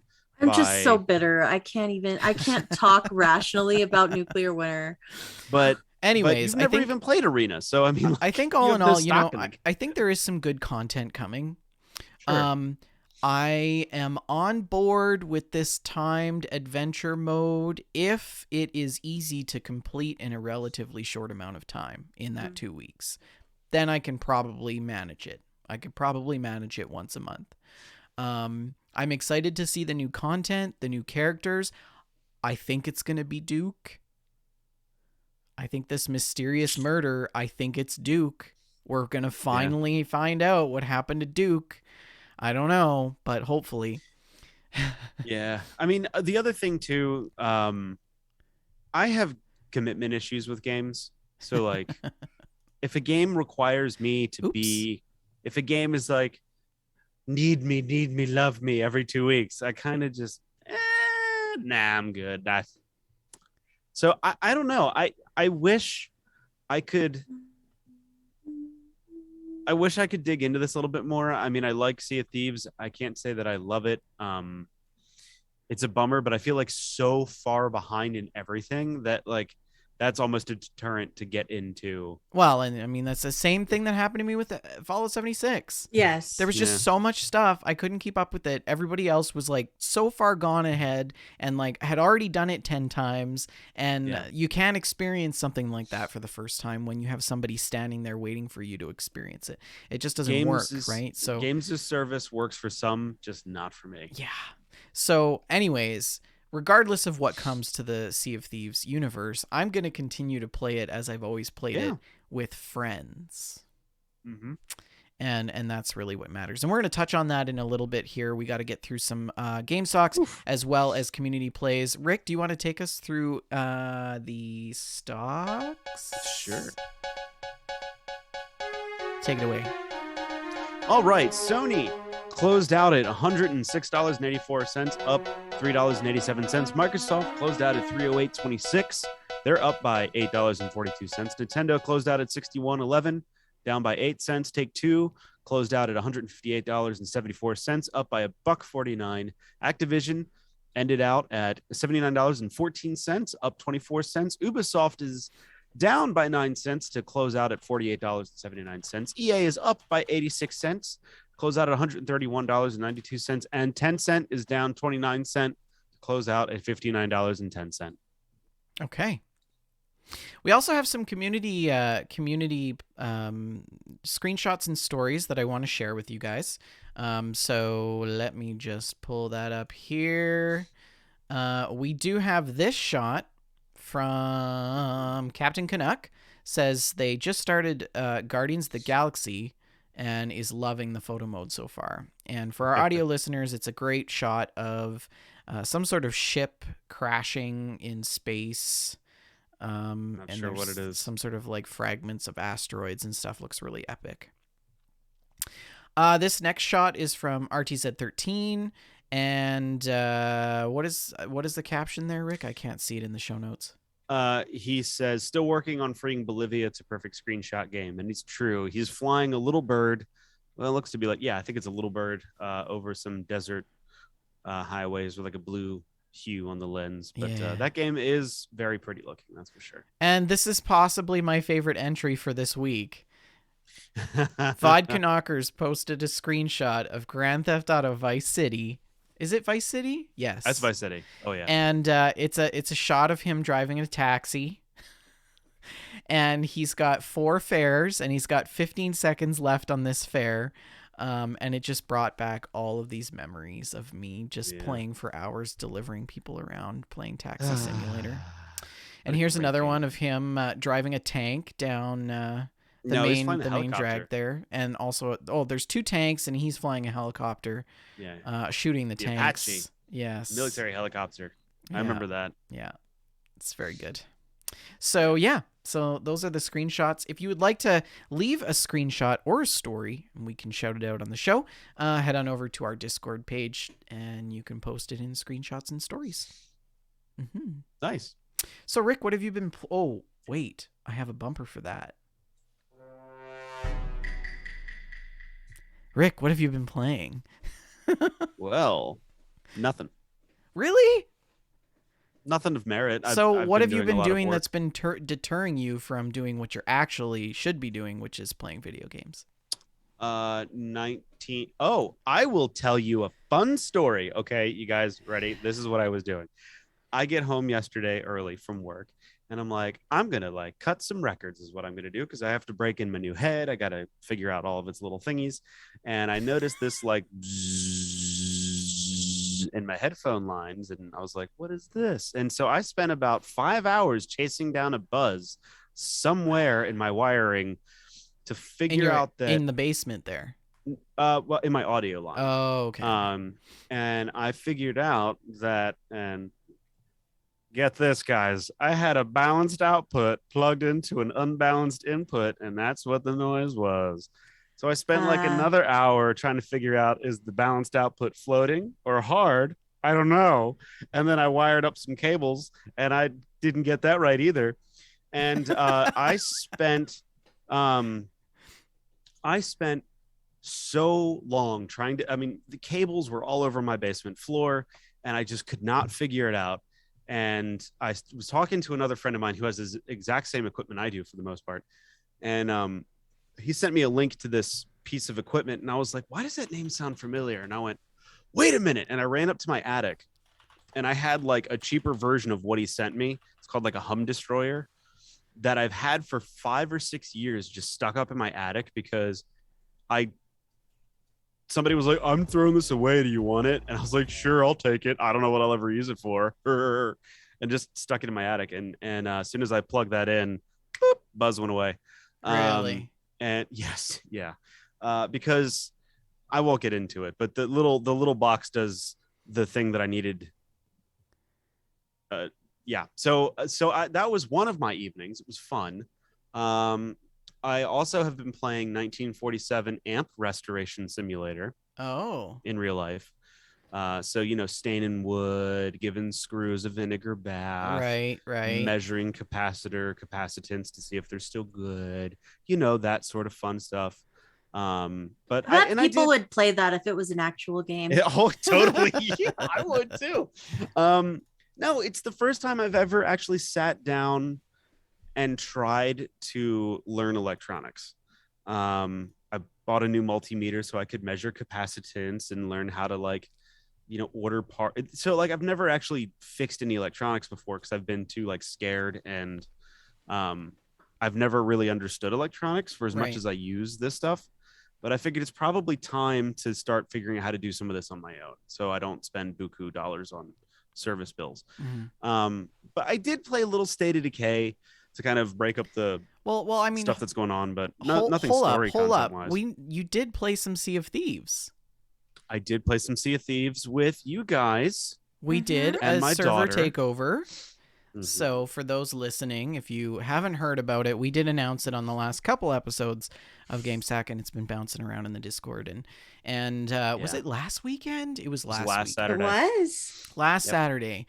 We did a Sea of Thieves community server takeover, and it was awesome. It was in collaboration with House of Hooligans and Tim Twig 81, and we had 5 boats, 5 brigs on the server, and it was a lot of fun. What do you? I want to let you guys speak because yeah.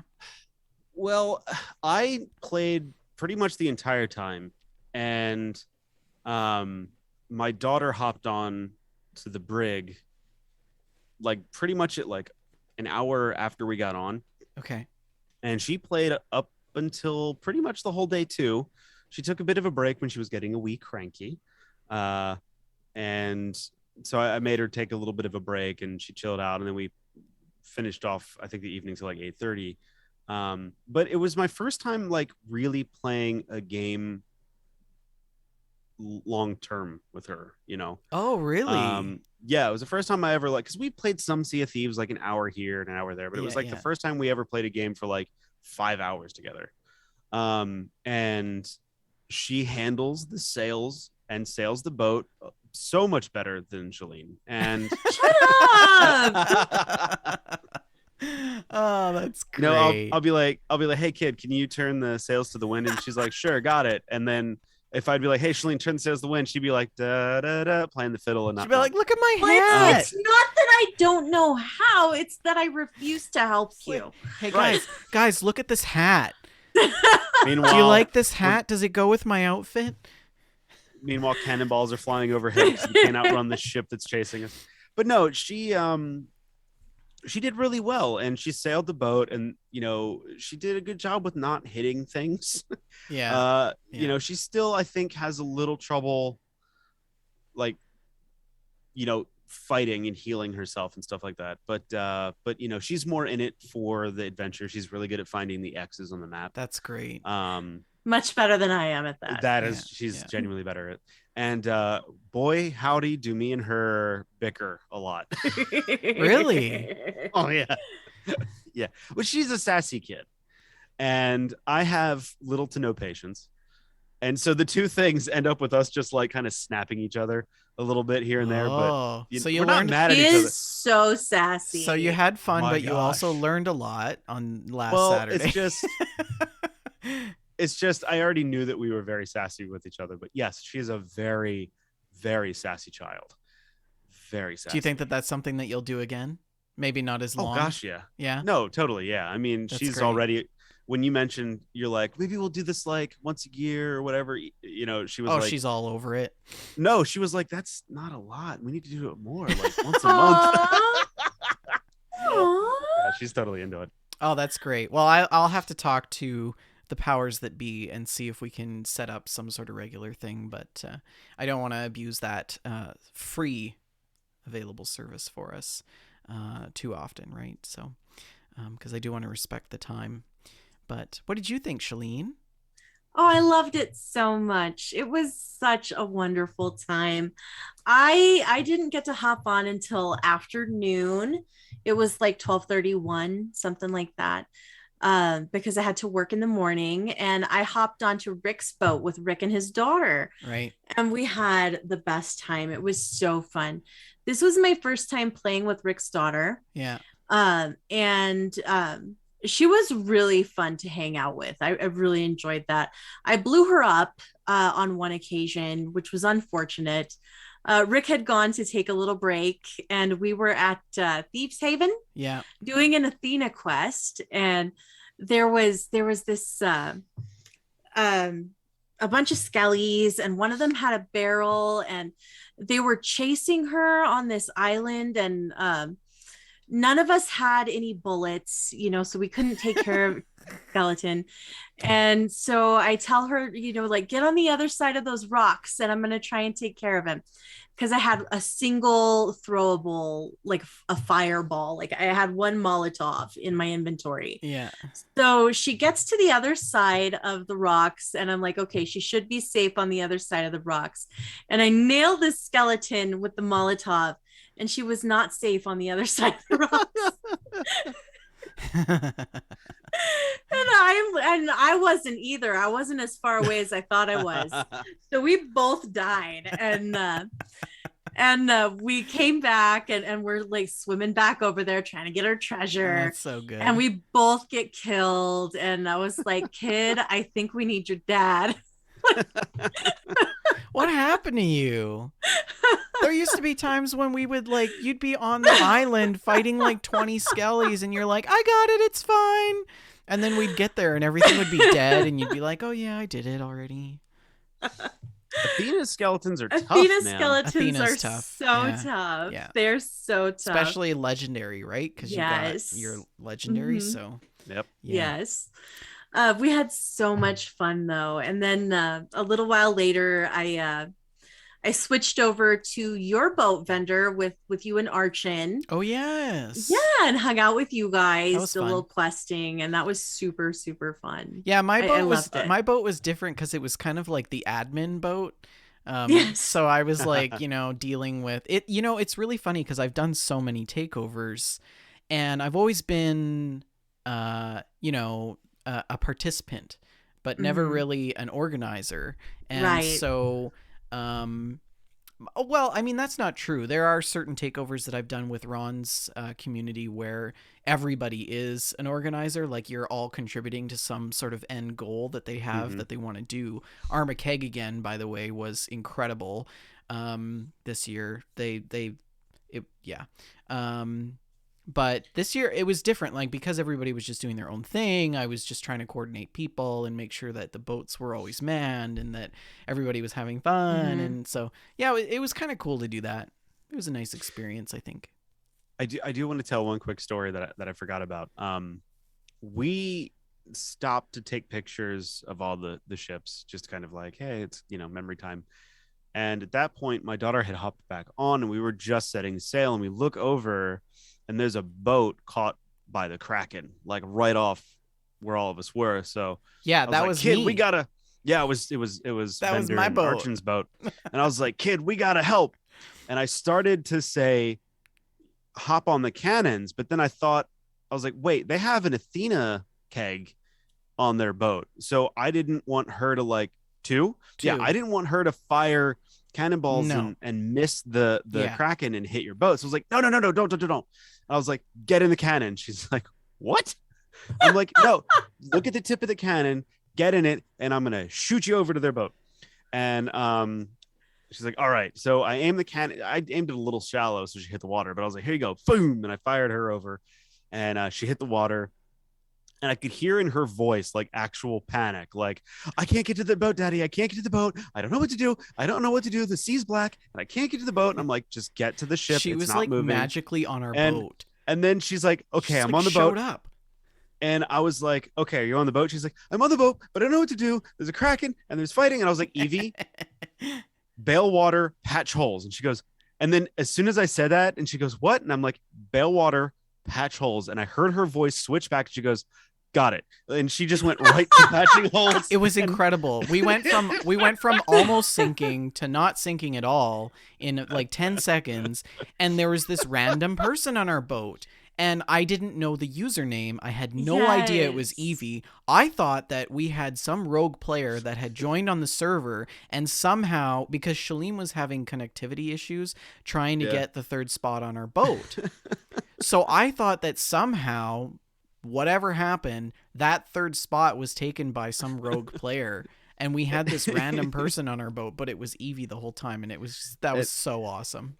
And I was like, I tried to get to you, but the Kraken killed me before I could get there. But it was just funny because I should have known that was going to happen. Like, we were all sitting at that island for like an hour almost, and I should have known as soon as we left we would have got Kraken. It was fun. And then Tim ended up getting stuck.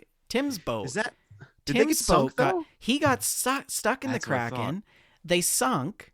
Then Tim loaded all the treasure into a rowboat, and Frankels and Jess hopped into their brig on the other side of the map, sailed it back to Plunder Valley, got sunk a second time by the same Kraken. No! Meanwhile, Tim's sitting on the beach, twiddling his thumbs. And then they went and they got the brig, and they came back a third time, and he moved everything over to the other side of the island so they didn't have to go through the Kraken. And then they were able to get it. But nice. Yeah, it was an awesome day. We had a really good group. It was so fun. Yeah. It was so fun. And Glitterbeard was just like... that was such a special experience. It's so... I don't even know how to explain it. I'm so glad that you guys have finally experienced it. Because now you know what I meant. Mm-hmm. Yeah. It was beautiful. Just beautiful. Absolutely. I did pull up some footage from Glitterbeard. I don't know if you guys want us to play it for the listeners, or if we can just gloss over and continue on with the rest of our gameplay. It's your choice. You decide. Don't throw a decision on me with no warning. I have anxiety. Okay, what I do want to show you is I rewatched some of the gameplay on Tim's stream, and he gets so choked up and emotional about it. I love it, and we have to play the part where he's like just trying to hold it back because it's just adorable, and I love it. I mean, if you're gonna do that, you might as well play the song part, right? Oh yeah. So we'll just go right here. Oops. Wait, that's not wrong. That's wrong. There we go.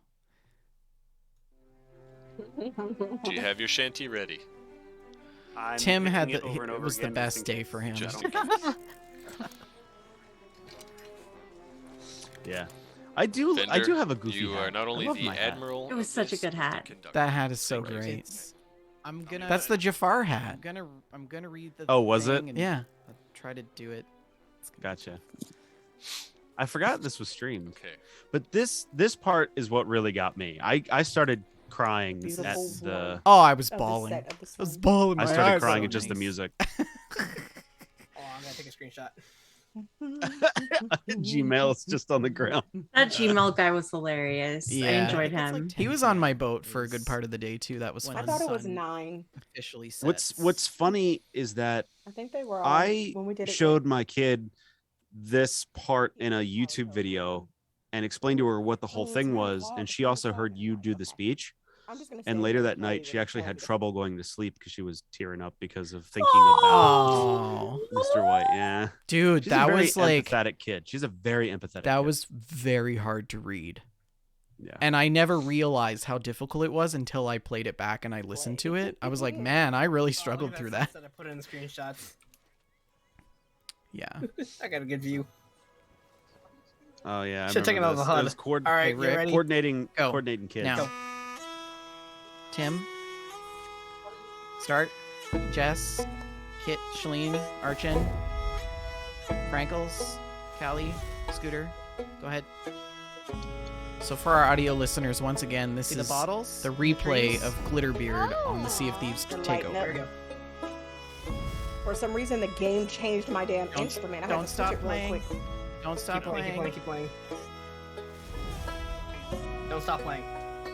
Just keep playing. We'll tell you when to stop. Keep playing Oh, the until, tree's lighting up too. Until that door opens all the way up. yeah, the door behind right by me will open up. Keep playing until it's completely That's open. so cool. Yeah, let's just let them take it in, guys. I was like, stop talking.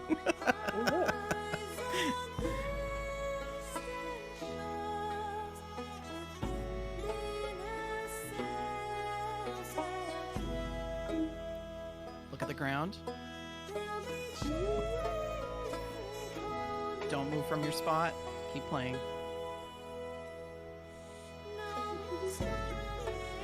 You're right, Rick. This song will never be the same. Yeah. Especially the lyric version. Anyone in my stream that can click. The audio for this whole episode is probably going to get muted on Twitch. Maybe. Maybe. Maybe. Mm-hmm. But Keep playing. yeah, when this crescendoed, when the girl started singing, I was like, oh, in the feels.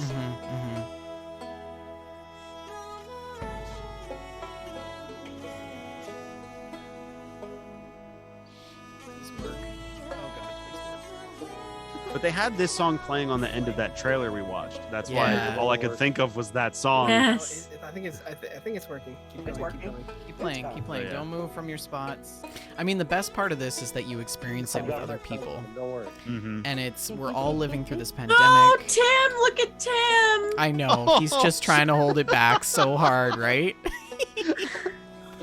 Got like a single manly tear. his eyes all like salty. He's like blinking. It's There it goes. See the door? The door. we can giggle about it because we all We cried. all cried. We all Yeah, cried. man. We're crying with you, Tim. Absolutely.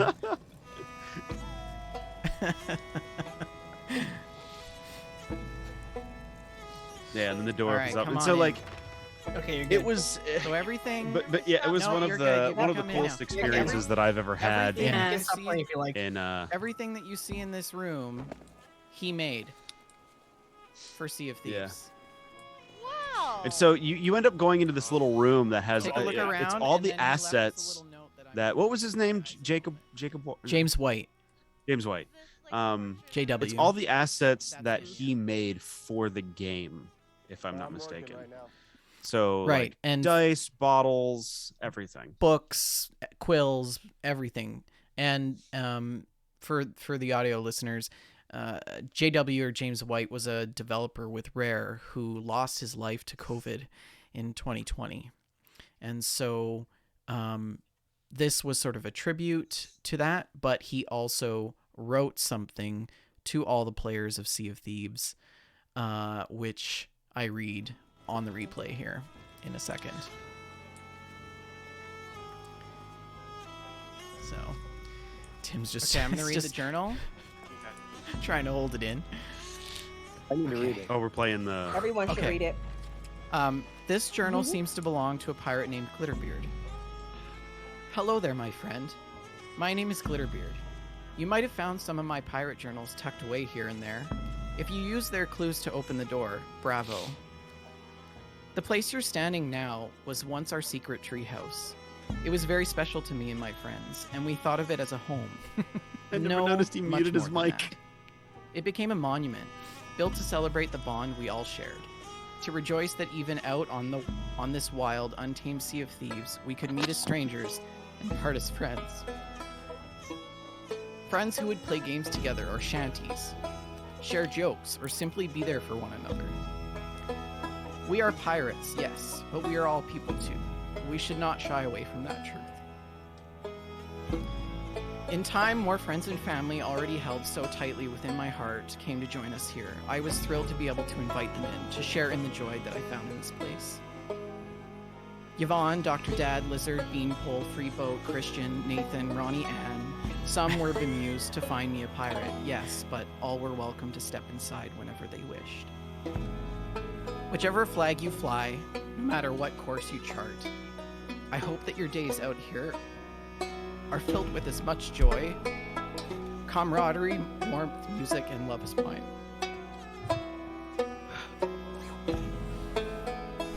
I just want to give Tim a hug. My time on the waves is at an end. Oh no. But if you're reading this, My voice is I ask just. only that you protect the spirit of this place. Make new friends, teach them my secret, and let it strengthen your bond. Okay, I made it through. That was just brutal. That was so brutal. It was. It was so hard to read through that and like not totally lose myself. So Moxie, she's like, "Ugh, you got me going too." And then I thought about this. I said this in the chat, but I thought about this. I said in the chat to her, I was like, I never thought I'd share an emotional moment crying with others from across the globe over someone I never knew. Right? Right? And it's like, but the thing is that we collectively shared in this trauma of living through a pandemic, and this person lost their life to COVID-19 amongst millions of other people, right? And that reaches us on a very deep human level. And I think that's what makes it really sort of, Yeah. That was one of the most excellent moments I've ever had in a game. Yeah, So. me too. And it never gets easier. I've done it 3-4 times now, and I think that was the hardest time because that was the first time I had to read the journal. It's always been Ron reading the journal, and she just turns into this blubbering mess as well. So. I hopped onto her stream after we were done, and I was like, "How long have you guys been going?" And someone just said in chat, "Days." Days. They went for like 40 plus hours or something. Oh it was her stream was already up for 26 there hours. There was thousands of kegs. It was just it was wild. Let me see if I can find. No, it's fine. Anyways, we don't need to see it. I played what did I play? I played the Sea of Thieves, Farm Sim. Played a little bit of Farm Sim. I started a new map and I've started logging, and I discovered auto loading trailers, so I no longer have to put every single log on the truck. So that's been kind of nice. I've been diving into that.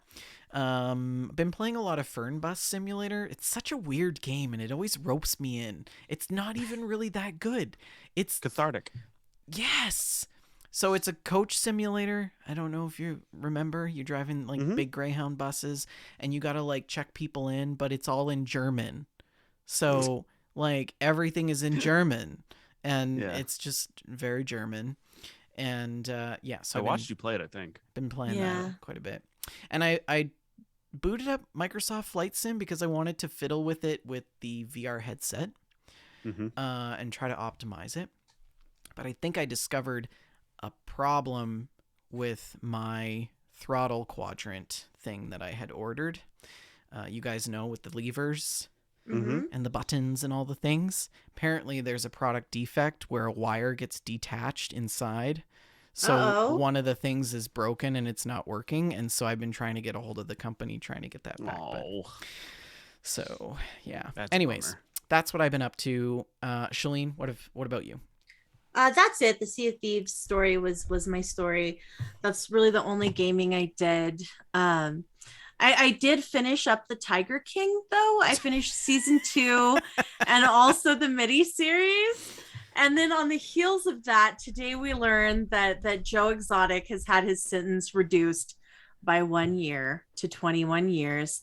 And I was so upset. And I'm not trying to defend Joe Exotic. He's a terrible human also. But everyone else on that show deserves to be in jail more than Joe does. They're horrible, horrible people.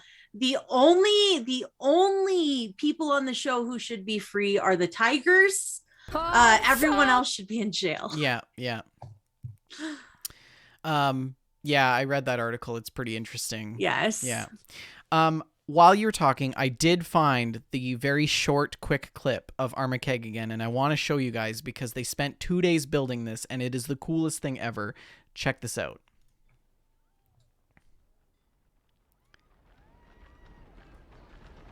Oh my lord.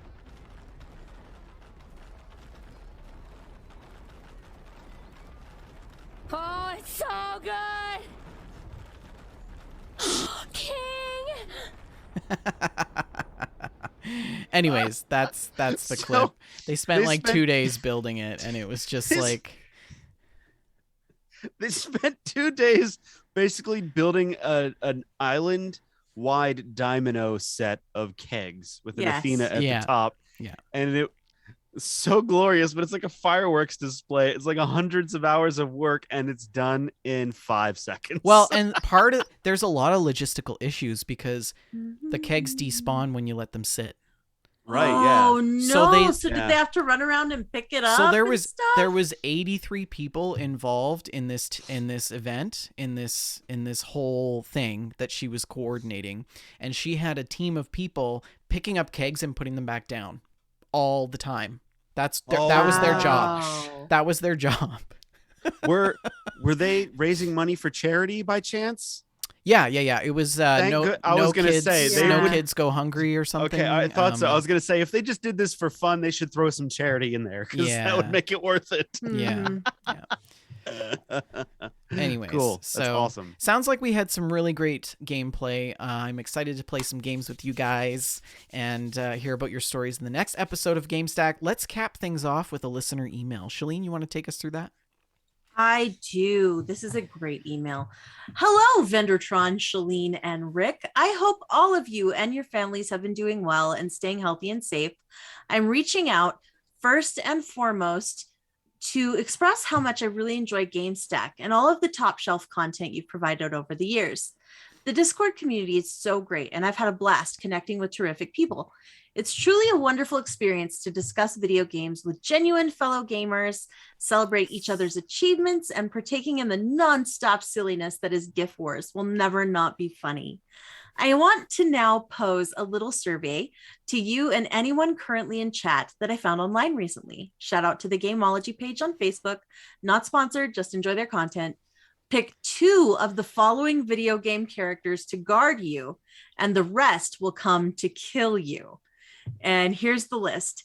Agent 47 from Hitman, Gordon Freeman from Half-Life, the Prince from Prince of Persia, Scorpion from Mortal Kombat, Steve from Minecraft, Lara Croft from Tomb Raider, Arthur Morgan from Red Dead 2, Kratos from God of War, Master Chief from Halo, Snake from Metal Gear Solid, the Doom Guy from Doom, Mario, the only Mario of relevance in video games, Geralt from The Witcher, and 1 GTA character.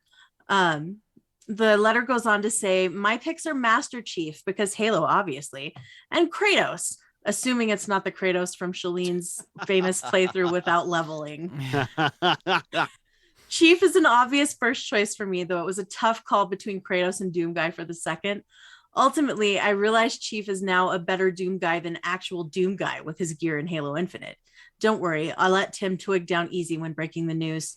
Finally, an honorable mention not in the original list is Commander Shepard from Mass Effect. Some of those classes with tech and biotic powers can be rather spectacular and unstoppable. My buddies and I had a blast discussing this, so I hope you guys do too. Best wishes and thank you all, Mark, aka Vodka Knockers.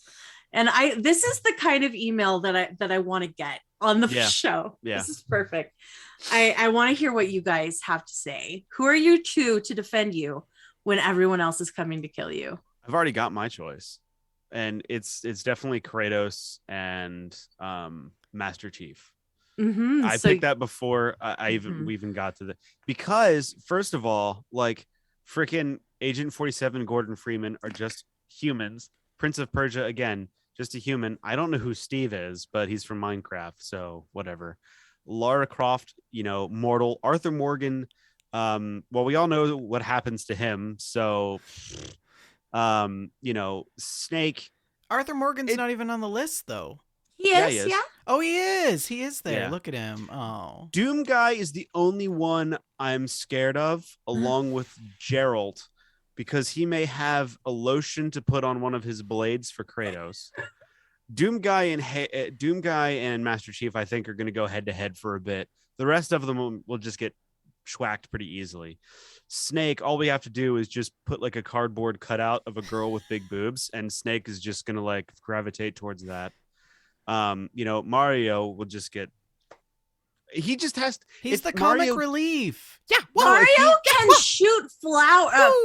He can use a fire flower and shoot fireballs at you. He dies by touching things. Also, he goes into like anaphylactic shock by touching a mushroom. He also has a kick and stash. So all Halo's going to do is touch him.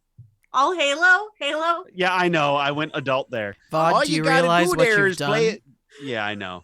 And then again, like any of the GTA characters are going to get easily killed by Kratos or Halo. I'm on the street. There's a mob of crazy human mutant zombies running at me. Okay. Yeah.